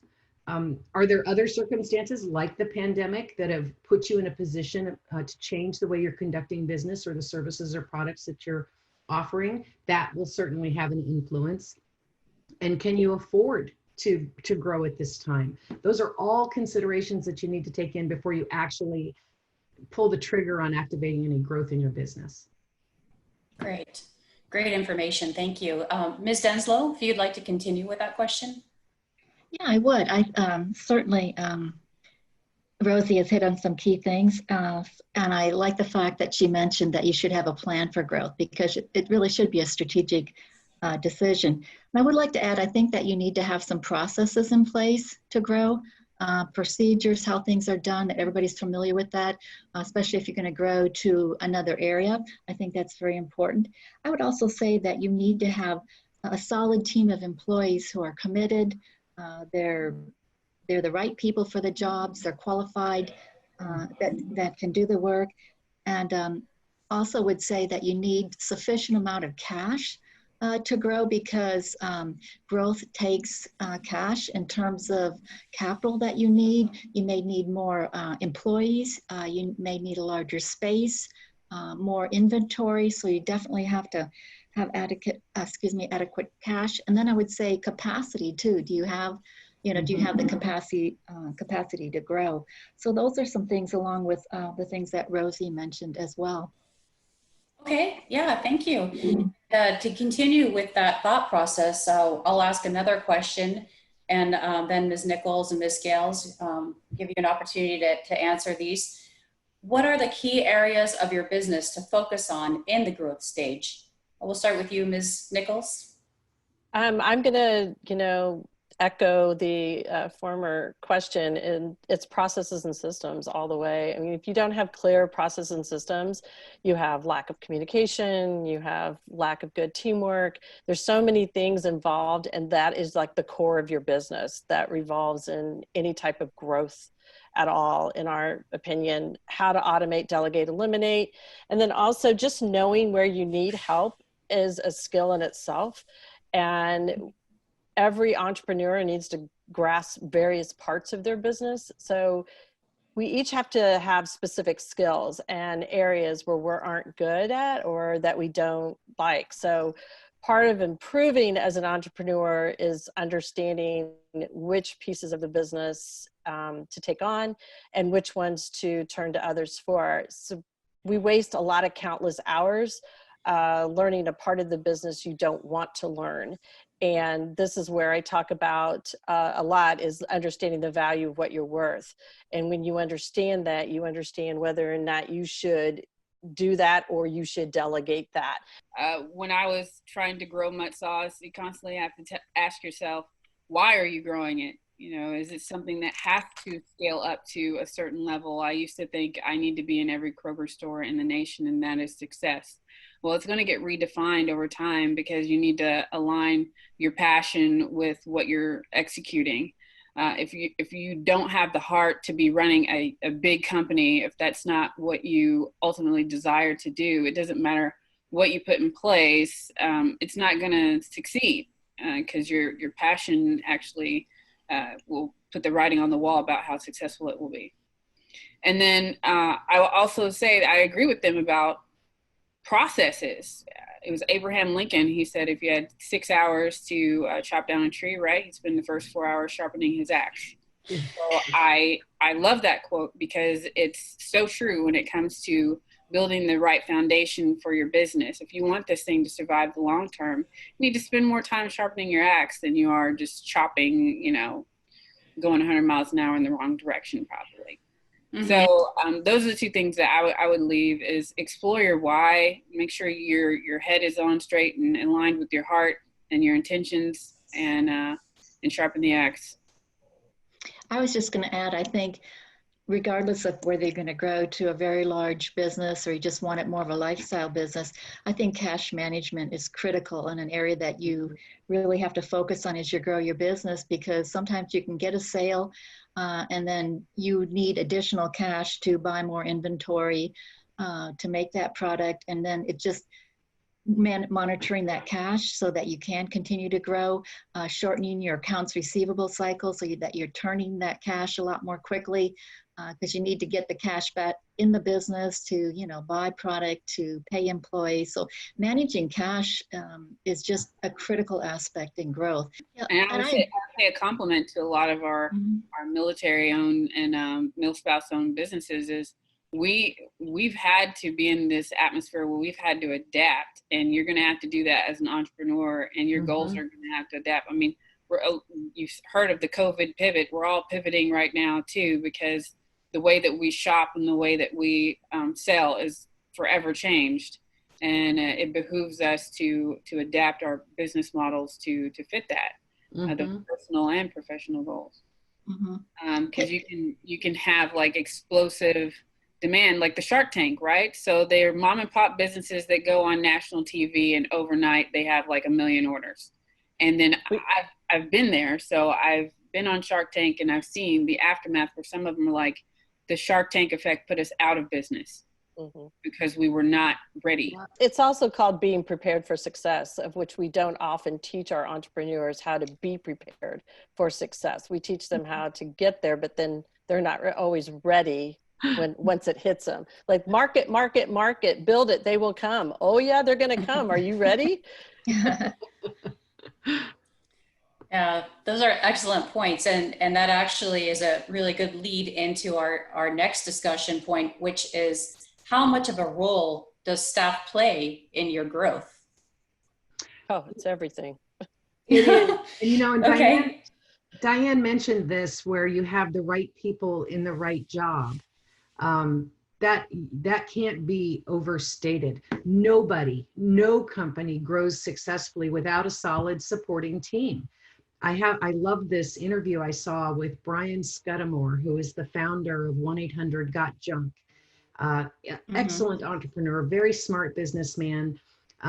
He fired his entire staff 3 years after he founded the company because he determined that no one on his team was successfully fulfilling their roles or the vision that Brian had for the company. And so he terminated them all. And he always said, he said in that interview, that was the turning point for his company, that when he was able to infuse the team with the right people, with the right experience and the right mindset, then he could grow the company. So whatever you're looking to do to grow your organization, you have to ask yourself, do you have the right people in the right job? Are they committed to supporting the growth of the organization? But maybe more importantly, have you as the business owner created a culture that the organization has that earns that commitment from the staff? You know, managing your team, and we're going to go back to that P word again, processes and metrics, having that team understand what it takes to get to your end in mind for your business, and having them be a part of that process of getting there is really important. They need to be laser focused just like you are. And if they understand what you're trying to get to, and it's not just a, what are we doing today? It's a, where do we want to get to? And what is my role as an employee in that? And then also, what is my role as the CEO to help them get there, to help them make it happen? Because it takes all of us. Name me one company anywhere that was built to whatever it needed to be, millions of dollars, with one person doing everything. Yeah, and I think you hit on a key point in terms of hiring for cultural fit. You know, the values and beliefs that you create, those values and beliefs that characterize a company are essentially the culture. And you want people to have that emotional attachment, because research shows that, you know, highly engaged employees equate to high performance, and highly engaged employees have to have some type of emotional connection to the business, the values, the beliefs that you have. Maybe it's about sustainability and, you know, protecting the environment. And so then employees are, you know, they've bought into that. And so they're going to be more committed to the business and help you grow that business. So I think that is a key aspect that a lot of business owners don't even think about. They're looking more for technical skills and not to, you know, minimize the importance of them. But I also think, you know, getting people to really commit, you want that highly engaged workforce. I was speaking to a group last fall, and I said I stopped looking for like-minded people because I can't succeed that way. It doesn't work. I don't want you to think like me. I don't want it to be your think, but I do need for our hearts to be aligned. So I start looking for like-hearted people versus like-minded people. And that's really helped. I mean, I had to do the same thing. Once I started evaluating the heart versus the head, my staff started turning over really quick. And a lot of them, I think, were attracted to the, hey, this is going to be, I think this will be successful. Not like, what is she trying to do with this company? I'm trying to bring American families together. I'm trying to start conversations that I think are revolutionary for our country in a good way. And a lot of those conversations happen at the dinner table. So that's what I'm focused on. And I need for your heart to be aligned in the same place. We can debate all day. You can think differently on how we execute that. I welcome different ideas on how to execute it. But you know, that definitely changed the makeup of my team and for the better, because I feel like it's a lot more diverse environment of thought. I think they've thought of things I haven't thought of. Some of them come from backgrounds I'm like, I never would have gone in that direction if I hadn't had that person who's like, I'm a pessimist. Oh, okay. Well, great. But they're thinking worst case scenario at all times. And somebody on the team needs to think that way. Yeah. You know? And I think the tendency is for most people to hire people like themselves. We tend to associate with people like ourselves.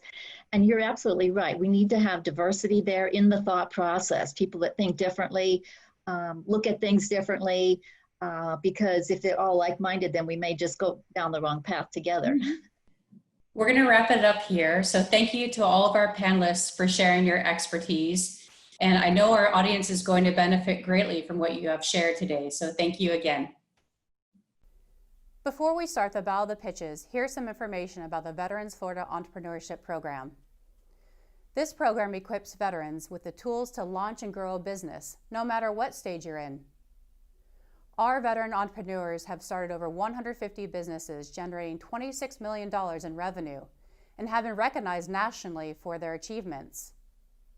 The Battle of the Pitches features top entrepreneurs from our network partners around the state who are competing for funding and bragging rights. Now let's watch our first entrepreneur.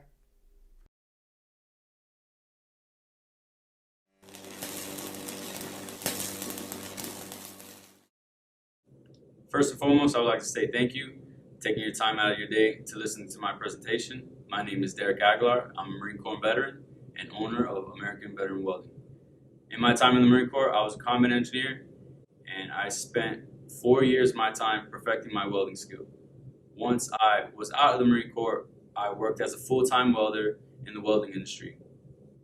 Contractors are on a strict deadline in completing their construction projects, and occasionally they need emergency welding services. And when those services aren't available, this could push back their whole deadline in completing this project and could cost them thousands. A friend from church, who was also a contractor, needed emergency welding services. He knew I was a welder, so he contacted me. Once I got done with that project, I saw an opportunity to start my own mobile welding business company. The demand for welding has increased 6% per year, while welding school enrollments are declining nationwide. The American Welding Society predicts there will be a shortage of nearly 400,000 welders by 2023. Monica Farr, the executive director of the AWS Foundation, points to a number of factors. The shortage is due to attrition, whether it's retirements, people leaving the industry, or people moving in and advancing. The average age for a welder nationwide is 55, and 20% of those welders are under the age of 35. More students are also choosing universities over trade schools. There's that stigma too around everybody needs a 4-year degree if you're going to be successful. In 2018, I decided to launch American Veteran Welding. We provide scheduled mobile welding services as well as emergency services. We are certified and liability insured. We are currently targeting contractors, subcontractors in renovations, and contractors embedded in the construction community and also in multifamily apartment complexes. We are looking to work with 3 to 4 contractors in Southwest Florida with consistent, ongoing projects to sustain our company with ongoing work throughout the year. Currently, there are only a few other mobile welders in the area.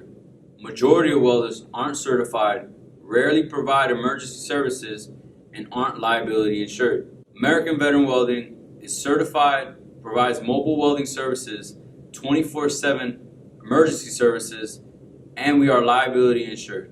Our mobile welding services are charged at a $75 per hour rate at $25 per 25 miles traveled.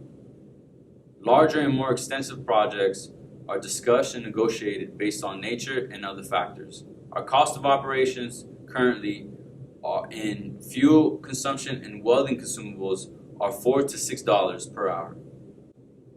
Since launching American Veteran Welding, I've invested $10,000 in working capital.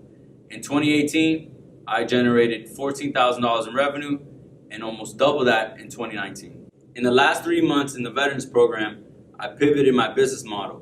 Before I realized I was casting a wide net, taking any job that came my way. I found it more profitable and sustainable targeting contractors and have a better opportunity at growing my business by getting involved in these large-scale construction projects. Last week, I had a promising meeting with the president of a well-known construction company in the area. Currently, we are going over project details, a timeline, and the contract. This project could sustain American Veteran Welding for several months. He also mentioned other contractors in the area that needs mobile welding services.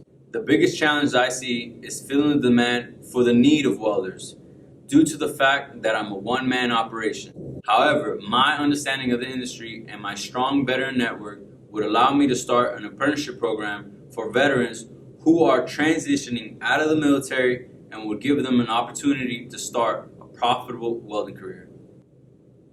I would like to say thank you to listening to my presentation. Again, my name is Derek Aguilar. I'm the owner of American Veteran Welding. I look forward to meeting you and answering any questions you may have.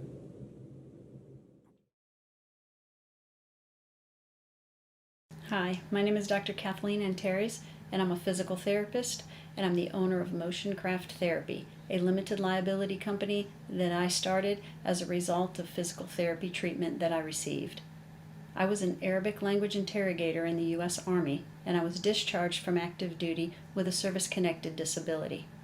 I went to the VA for my health care, and the physical therapy treatment that I received there was terrible. I went home and I rehabilitated myself, and then I decided to become a physical therapist. The VA's vocational rehabilitation program paid for me to get my degree in physical therapy from Washington University in St. Louis. From there, I went into the private sector and then transitioned to my work at the VA.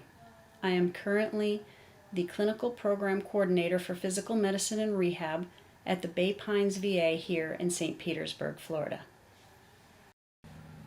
The idea for Motioncraft Therapy was developed out of a desire to provide real treatment options for complex physical therapy patients who had failed all other treatment courses. It was designed as a standalone physical therapy practice that would treat the patient with physical therapy and then allow the patient to have a gym membership where they could continue their exercises following discharge from physical therapy.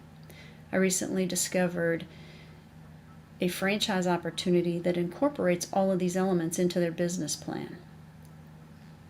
As a franchise, Motioncraft Therapy will be able to provide this and much more to their patients. Territories are determined by population and zip code. We considered a total of 7 zip codes for the placement of this practice, and we decided on 2 of the zip codes that are adjacent to one another They provide a diagonal through the entire area, which would allow us to centrally locate the practice and serve all of the area. We also decided to reserve 3 of the zip codes that weren't chosen for future expansion throughout the St. Petersburg area, and we do have expansion plans to the Tampa market beyond 5 years. The market analysis revealed 17 existing physical therapy practices within the 7 zip codes that were considered. One of the zip codes contains 14 of those practices, so that zip code was removed from consideration. The 2 zip codes that were chosen contain 1 physical therapy practice, and the 3 that we are going to develop later contain a total of 2 physical therapy practices. As far as competition among franchisees, the unique thing about this franchise is that the franchisees work together as a network support for one another. So they often refer to one another for specialty services or for services that aren't provided within their own clinic. So it provides more of a referral source than a competition. Motion Craft Therapy has its own logo. However, the franchisor supplies all of the branding and promotional supplies, marketing, and logos that will be used within the franchise.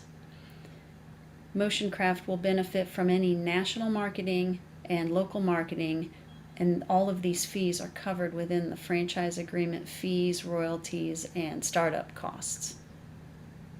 So that brings us to the revenue. Annually, at full capacity, with full staff, we expect to bring in about $930,000 in gross revenue. Take out the expenses at $545,000 a year, and that'll leave us with a net income for Motion Craft Therapy of about $380,000. And that's therapy treatment alone. That does not include any product sales, which we may carry, the gym membership, which we hope to include immediately, and the hyperbaric oxygen chamber. This is strictly therapy services alone. I want to thank Action Zone for supporting me through this endeavor and for everything that you do for veterans. And I want to thank Veterans Florida for giving me this opportunity today.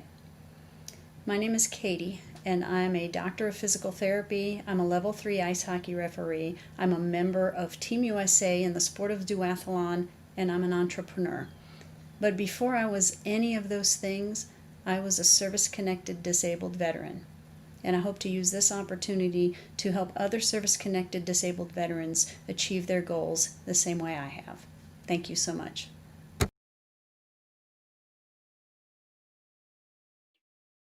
Hello, my name is April Caldwell. I'm the co-founder and CEO of Faven. Faven is an online platform that books mobile and home-based vendors at local venues to sell their products or services through collaborative pop-up shops.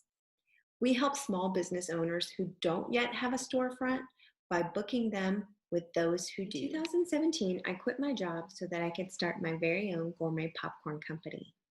And even though the popcorn was delicious, because I made it from home, I wasn't allowed to sell it everywhere. I was limited to selling my popcorn at farmers markets, direct deliveries, or I could ask local business owners to let me set up shop for the day. And that's how Faven was born. Faven has 2 major target markets, venue owners and mobile vendors. Faven helps venue owners turn extra space into additional revenue by providing a platform to book unique vendors that complement their business. Faven helps mobile and home-based vendors book pop-up shops by providing an easy-to-use platform with concierge-style customer service. You can think of Faven as the Airbnb for small business. Faven.com is an easy-to-use platform where vendors or venue owners can go and create their own profiles, adding pictures of whatever they sell or their venue. They can then create or search events on the calendar, finalize booking between the vendors and the venues, and then after the event, they can rate one another to ensure quality for future events. Because people shop more after a few adult beverages, we chose breweries as our target market for the event venues. In Tampa Bay and St. Pete, there are over 88 breweries. In Florida, over 285. And in the USA, over 8,000 breweries and counting.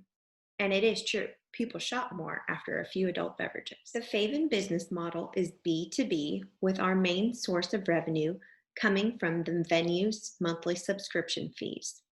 $29.95, $49.95, or $75 a month, depending on the level of help that you need from the Faven team. We also take 10% of booking fees from every vendor booked at every venue. The biggest competition that Faven has comes from the Facebook groups with all the vendor events. Also, we have to contend with traditional and online event planners, along with farmers and flea markets. Here you can see the Faven difference. With Faven.com, you get an intuitive platform, a rating system for after events, so you can keep the quality of events high, legal protection between you and the vendors and vice versa, and direct access messaging, so you don't have to wait on someone to get back to you. Those types of things you don't get from Facebook groups or event planners. Introducing the Faven team. Of course, there's me, also my husband, Aaron, Ken Pamela, CTO for Service and Web Developer, and Erica D'Angelo, our business attorney and counsel. And welcome to the Faven Advisory Board, consisting of professors, doctors, entrepreneurs, and veterans. These are the many programs that Faven has already participated in. And we've most recently been accepted into the Bunker Labs Veterans in Residence program. Since the beginning of COVID-19, Faven decided to pivot and add on virtual events to our business model. We've hosted 2 virtual events and happy hours to include women-owned businesses and veteran-owned businesses. Both were a complete success. We were so excited to have them and are going to continue on in the virtual event space. Faven, venues and vendors' favorite way to connect. My name is April Caldwell, and I just have one last question for you. Are you Faven it?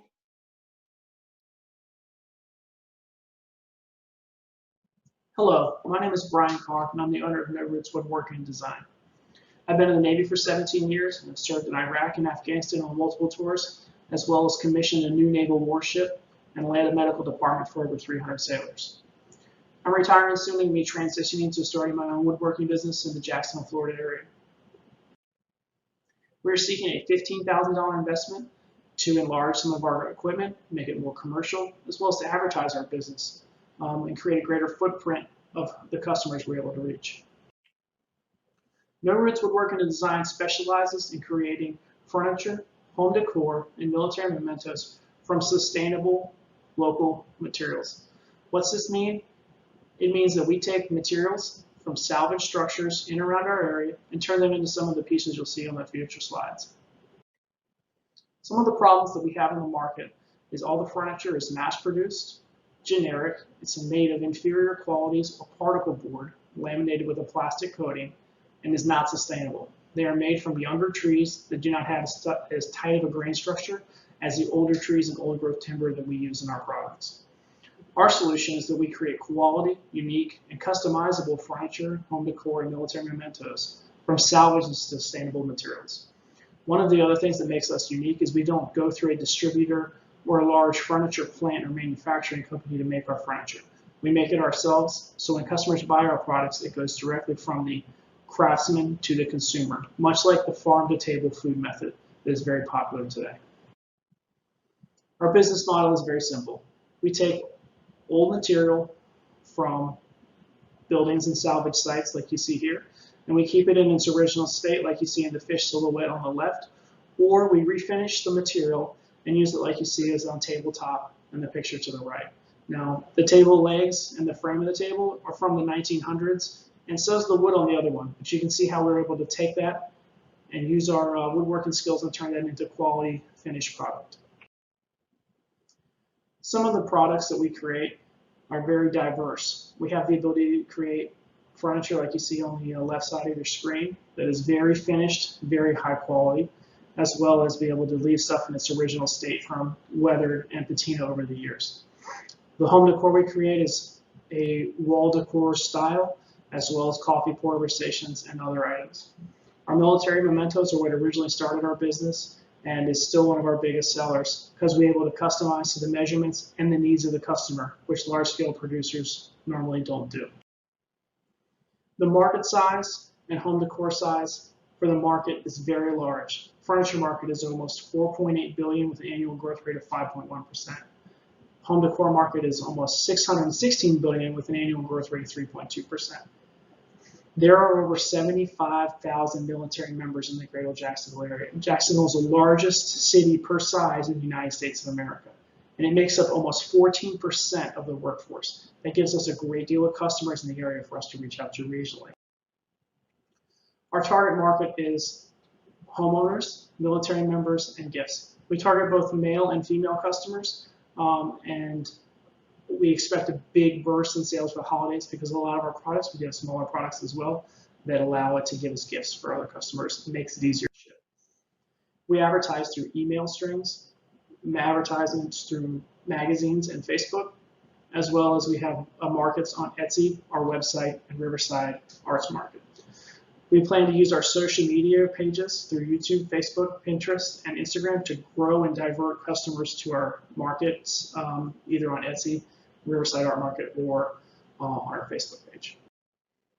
The things that we are different from other competitors, especially our global competitors, is we use 100% wood in all our construction. A lot of other competitors don't do that. It's fragmented wood. We are sustainable and veteran-owned as well. Here's our product rollout for the next 3 years with some of our designs and leaning into some of the other structure we have in the future. With the integration of CNC, our military mementos will be able to customize far beyond our current procedures and reaches. In our 5-year financial projection, we will be profitable in all 5 years with low material costs because all of ours are sourced from local sources and we collect it ourselves. We have a lower overhead, so it makes us more profitable. Our team is myself, the owner and craftsman, with my 13 years of woodworking experience, and my wife is a marketing assistant craftsman with 6 years of woodworking experience. Again, we're seeking a $15,000 initial investment to gain us in tooling. My name is Brian Carr, and I'm the owner and operator of New Roots Woodworking Design, and we'd love to make something for your home. Thank you.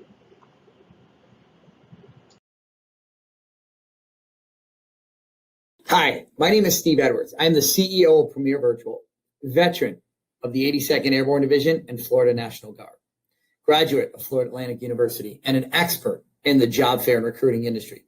For 8 years, I ran a recruiting and job fair industry with over 200 live events under my belt, but things started changing a few years ago. Candidates stopped coming to the events. People would rather apply online than wait in line.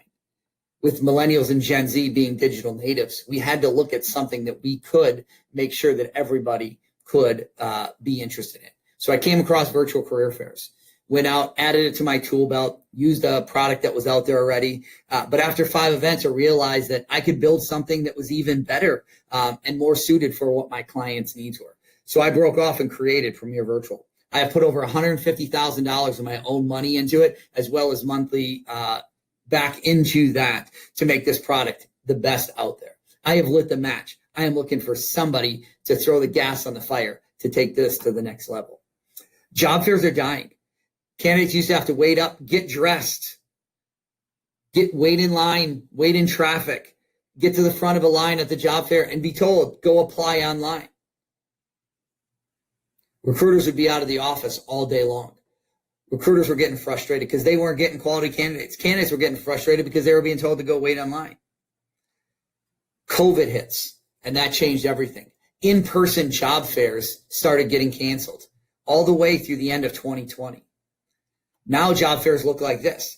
They are all mobile. They are online from your laptop and your tablet. We are growing quickly.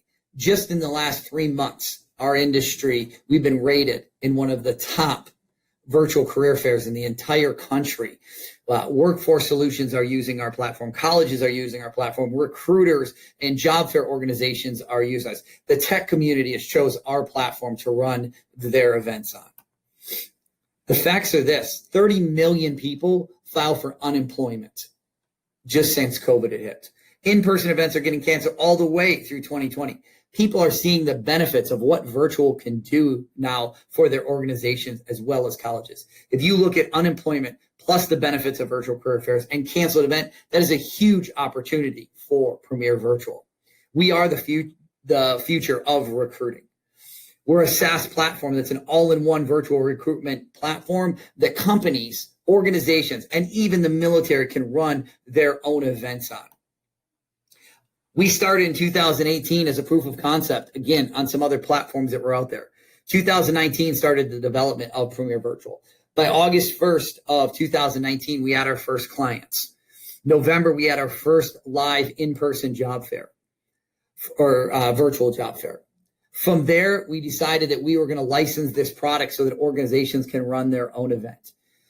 In the first 6 months of 2020, we will have 25 live events. We're going to expand to 25 offices licensing our platform as well as other organizations as well. We're going to expand our sales team to add another 3 members to the already growing sales team of 5. Our competition that's out there, Brazen, is geared towards smaller companies, and they're more on the chat aspect and not the full immersiveness of a virtual career fair. VFairs and Six Connects, they do put on virtual career fairs, but they also have trade shows and not specialized like we are. Career Echo, mainly geared just towards colleges, where we are an all-in-one and we are all over with multiple companies and multiple organizations. We make money by licensing our platform. 75% of our business is a yearly subscription. Individual companies and organizations can also put on their own career fairs with our platform. Originally, our target was $600,000 in 2020. We have now upped that to $1 million. How are we going to get to $1 million? As we continue to grow throughout the year, more organizations are using our platform. We'll have $100 million by year 5. We will sell our platform within 3 to 5 years. But first, we're looking for a $500,000 investment so we can upgrade our software, marketing and advertising, as well as hiring more reps. We're going to sell, like I said, in 3 to 5 years. If we look at some of the people in the industry, they have exited. My name is Steve Edwards, CEO of Premier Virtual. We are built by recruiters for recruiters to bridge the gap between technology and human interaction. Obviously, we are veteran-owned, and we are 100% based here in the United States.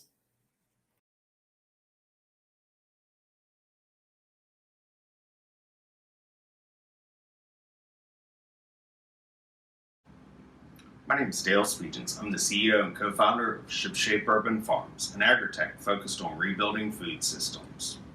Worldwide, we have a problem. It's crazy that a salad can cost $5 and a hamburger only 99 cents. This all relates to food miles. That's the distance your dinner has to travel before it reaches your plate. Now, these vast distances lead to food waste, which makes up about 1/3 of everything we produce in this country. So we at ShipShape Urban Farms want to bring the farm back to the city and create a network of urban farmers that utilize our technology to improve their local food shed. Now, there's some existing technology out there that could help with this. This is our greenhouse in Irvington, Alabama. It's great during the winter and a true challenge during the summer months of the year. In bigger cities like New York, LA, places like that, you're starting to see these massive warehouse-based systems pop up. They're great for those major metropolitan areas, but what about the Pensacola, Floridas, and the Mobile, Alabamas of this country? That's where we come in. This is the Container Garden version 1.0. This is an early iteration of it, and it's a farm in a box. So here you see the nursery where plants start out for the first couple of weeks before moving into the production area here. We took this information and this knowledge that we gained, and we acquired a test facility. And there we experimented with crops and different components that we had plans for inside the system. And then about a year ago brought it to the box. There, we put all of the things that we learned at our test facility to use into work, exploring how the computer would operate, how the different systems and components of the farm would interact. And over the course of the last few months, we've been testing and working to expand production capabilities of the system, while at the same time improving different operating systems. In the near future, we plan to bring online a downtown urban farm. This site will act as a training facility for future ShipShape urban farmers. There, we'll experiment and prototype new technology. Also, we will have a small market space and be able to host food trucks and other events at the site. This facility is located at the corner of St. Michael and takes up 1/8 of an acre. Our technology can help transform this location and others similar to it into the equivalent of about a 40-acre farm.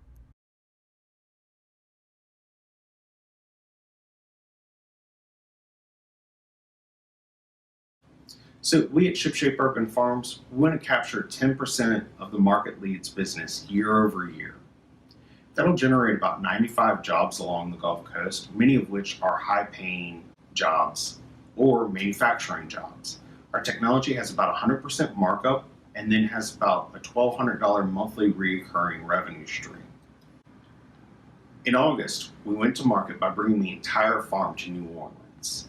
There, we had over 4,000 people walk through the farm in a 3-day window. This generated over 800 potential leads for the company, and of those leads, about 75 or so are potential deals. Just a few weeks ago, we acquired our first deal, and we expect to sign contracts any day, and we already have received our letter of commitment from that potential client. We anticipate similar contracts coming through over the next few months. Since the pandemic began, we've noticed an increased interest in home gardening. That's why we're actively prototyping a simple, automated hydroponic system for the home. In closing, we need your mentorship. We also need introductions to potential beta users in this market, as well as manufacturing partners. But most importantly, we thank you for your time and welcome your feedback.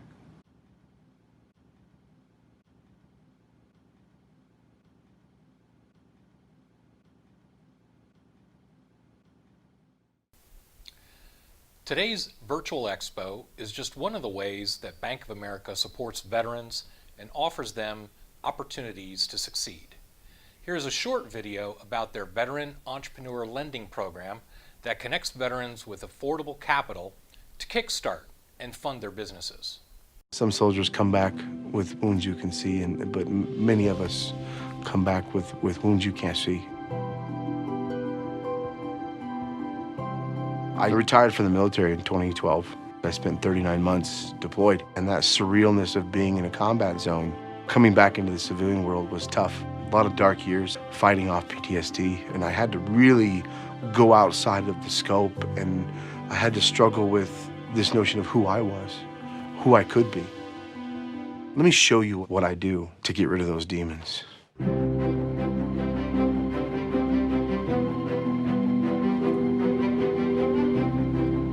It really just started out as a hobby in the basement, making clothes for my wife. And we got a tremendous response. My first runway was spring of 2017 for Denver Fashion Week, and it's exploded since then. We are now focused on what we need to do as a small business and growing that into something global. Small businesses are the majority of businesses in Denver and in Colorado and nationwide.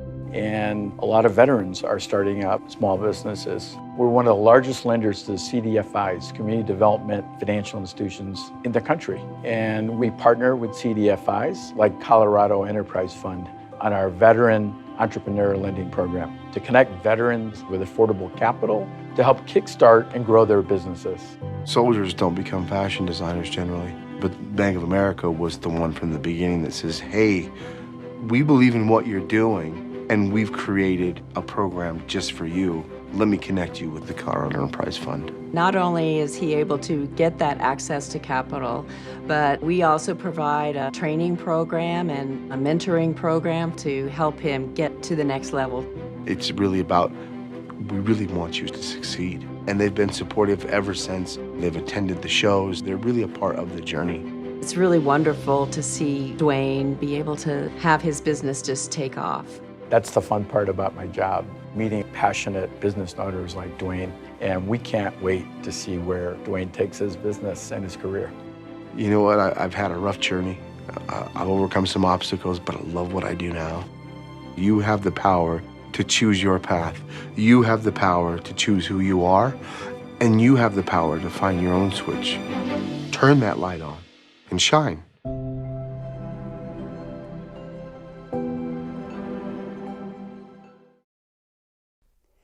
For our final entrepreneurship panel, we're discussing how to fund your business and avoid some common pitfalls.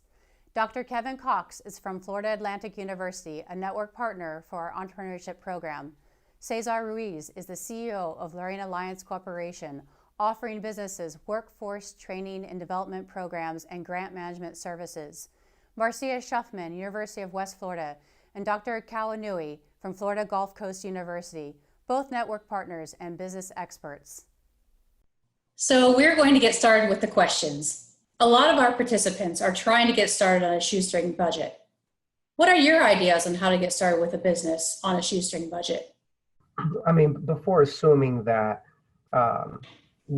some basic assumptions, obviously, I do hope that everyone that does start a business has done their due diligence of identifying the true budget of who they are, what they're supposed to be, that they've done the market research to identify the market cap, who the competition is, the price points, all those pieces of data. Assuming that that's all been done and there is a good understanding of, who's going to be generating the revenue, who's going to be sitting in which seat of the bus. I also think that you don't really need capital to start a company. There's a great book out there called Slicing Pie. I highly recommend that anyone that's an entrepreneur, that they read it, because you can literally build a grant fund to basically identify resources that are out there in society, people that have a vested value. You can provide a perceived value to equity and have it where there is an equity fund that's readily available for those that earn it. And the operative word is earning, because you first need to identify, are you a visionary? Are you an integrator? What seat in the bus do you fill? Because a bus has to be full. There has to be a certain level of executors in there. And, unfortunately, instead of assuming what the market needs, it's really good to identify exactly what it requires. That's a great point, Cesar. And again, you don't need a lot of capital. You just need to find the right people. And if you have the right process, you can slice them a piece of the pie as they earn it. So there are ways to start organizations. I've started 3, ironically, utilizing that model, where I just found great people, identified what their strengths were, and I identified, in this situation, I'm the visionary, but in another situation, I'm the executor. I'm the integrator, if you want to call it that. That's another book, Rocket Fuel, that I highly recommend. But I really do believe that it's taking a lot of concepts that we learn and really applying them, and no two organizations are the same. So because they're as unique as our thumbprint, we have to make sure that we are adapting to our product or service, our market, the type of market share that we want to take on. And then if this is your side gig and you're working 40 hours a week, do you have the willpower, do you have the drive and the commitment to put in those additional 40 to 50 hours? There's going to be a sacrifice, and you have to be cognizant of that. You will sacrifice. Something has to give. And you don't need a lot of capital. And I don't want to sound as I'm being difficult, but you can literally take equity and its perceived value or future value and literally give people a piece of the pie in order to give you the services that you need. One of the things I found that helped is that not all people value things the same. So you can bring people in, and their value, what they value may be very different than the next person. So having that discussion, I can remember years ago in my business, I was I didn't have a lot of money then to give bonuses and extra money and things like that, but I wanted them to take some ownership in the company psychologically, if not else. And so I asked them, what is it that they wanted? What would they think would be added value? And interestingly enough, including somebody who said, I just want to go home at 5 o'clock at night because I have children and I feel obligated to stay because there's so much work to be done. So what we needed was a part-time person to help her. That was more value to her than being given equity or given money or anything else. And so what we did was, by the time I got through, after asking all of the people that were working with me, we were able to find where their value was, what they wanted, what they needed, and be able to work with them. Oftentimes you hear the term sweat equity. Well, unfortunately, sweat equity doesn't pay the bills. What are some alternate funding methods when you're getting started as an entrepreneur? Well, the first thing I want to hit on is probably the biggest misconception I see working with nascent, mostly inexperienced entrepreneurs, though I work with both types, is this huge misconception about financing, right? There's this notion out there that you can get an investor. These investors, everybody laughs. You've heard this one, right? I just need an investor, that's it, and then I'm off and running. Yeah, so about those investors, they invest in businesses. There are investors who invest in businesses. Unfortunately, at least in my neck of the woods in Southeast Florida, I won't speak for any other context like Southern California. Also, this does not apply if you have a past exit, right? So if you had a 9-10 figure exit, this doesn't apply. If you have not, you can't get investors for an idea. You can get investors for a business, but not a business idea. Hey, so I've got this idea, I just need a few $100,000 and I mean, this is it, yeah, unfortunately, that is not the environment in which we live currently. So you've got to build something on your own, right? So then the question is, so how do you do that? I mentioned the last prompt, funding via revenue. That's, to me, by far, that's the best, right? You've got revenue coming in, your own money. It speaks to Sandy's point as well, which I really couldn't agree with more. I mean, she's absolutely right. It's an issue of sustainability. Again, back to the question now about funding. If you have that revenue generating, then that's how you can fund your business. And hey, if you do want to do some social good, that's fantastic. You can apply it to that as well. A couple of our alumni are Alex and Andrew, who founded a company, 4Ocean. And as Sandy was talking, I just checked their current stats. They pulled 8.8 million pounds of trash out of the ocean. Managing your cap table, managing your equity, having a vesting schedule for any equity you give out. The worst thing you can do is just say, man, I really like this gal. I really like this guy. They're a real go-getter. I can't pay you, but I'll give you 10% of this company right now. Just come on board. Well, people have a tendency to kind of lose momentum over time, and people are really good at giving an excellent first impression. And if you do that, it can be problematic because, if you do cut ties and go another route, they still own that. If you don't have a vesting schedule, a clawback clause, these kind of nuances, talk to your attorney about those and make sure it's structured correctly and that you vet them over time and that they're really committed to the organization and they contribute over the long haul to earn that equity, as opposed to just being, hey, you're great, let's do this.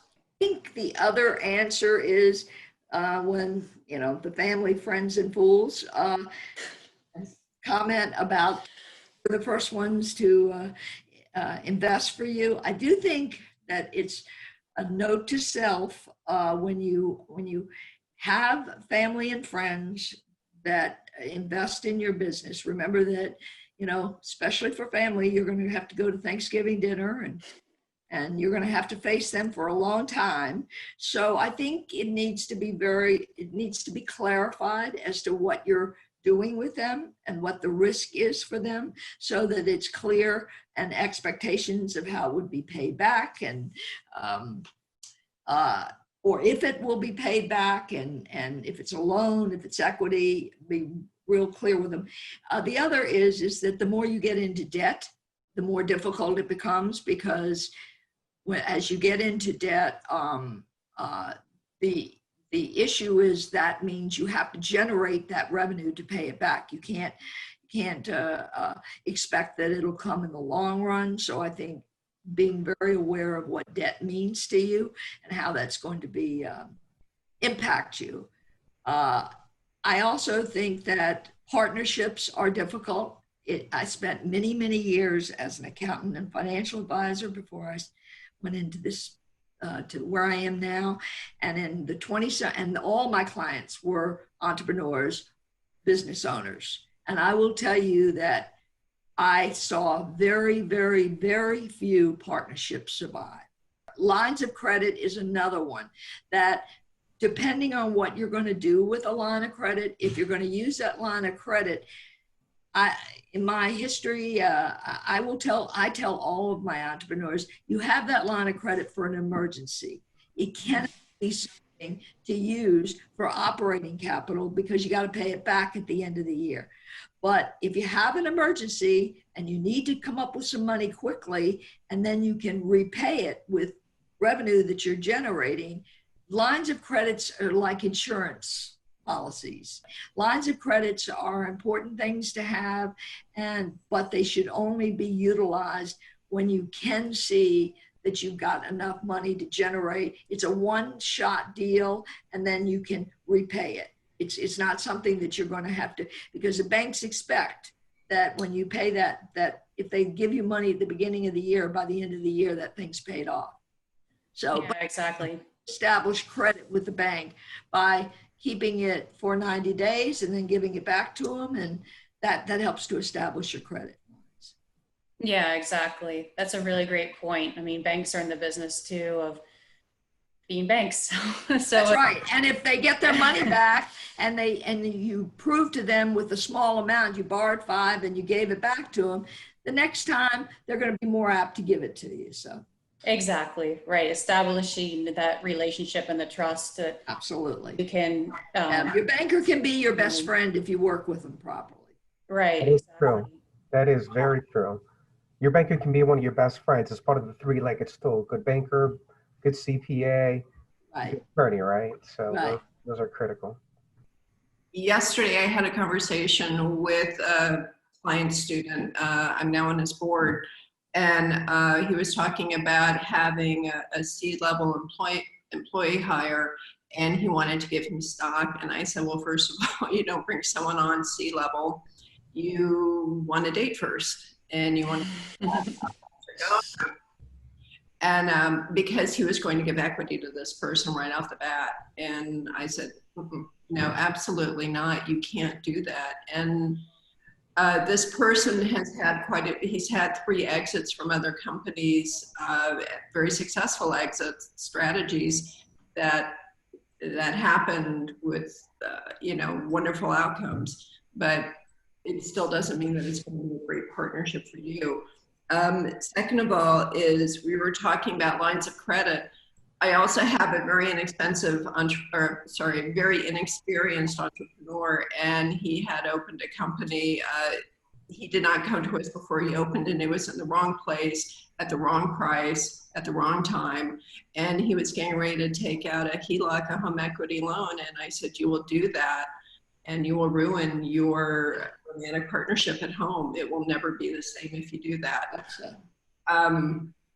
And then at the other end of the spectrum, I have another client who is a very successful manufacturer in Northwest Florida, and he has never taken on equity.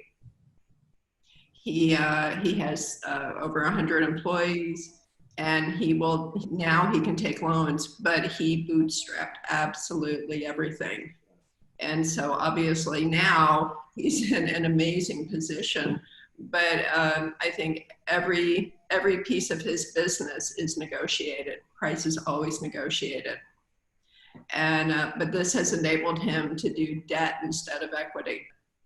So I totally agree with that too. You need to identify what's important before you start throwing around equity. Maybe equity is really not what's important for the employee or for your stakeholder. And I think looking globally at your company in terms of stakeholders instead of employers, employees, people who were invest, just look at them as stakeholders and identify what is important to all of them. Perhaps a partnership with your business is much more important than equity. So I think that was a really great point that Dr. K made.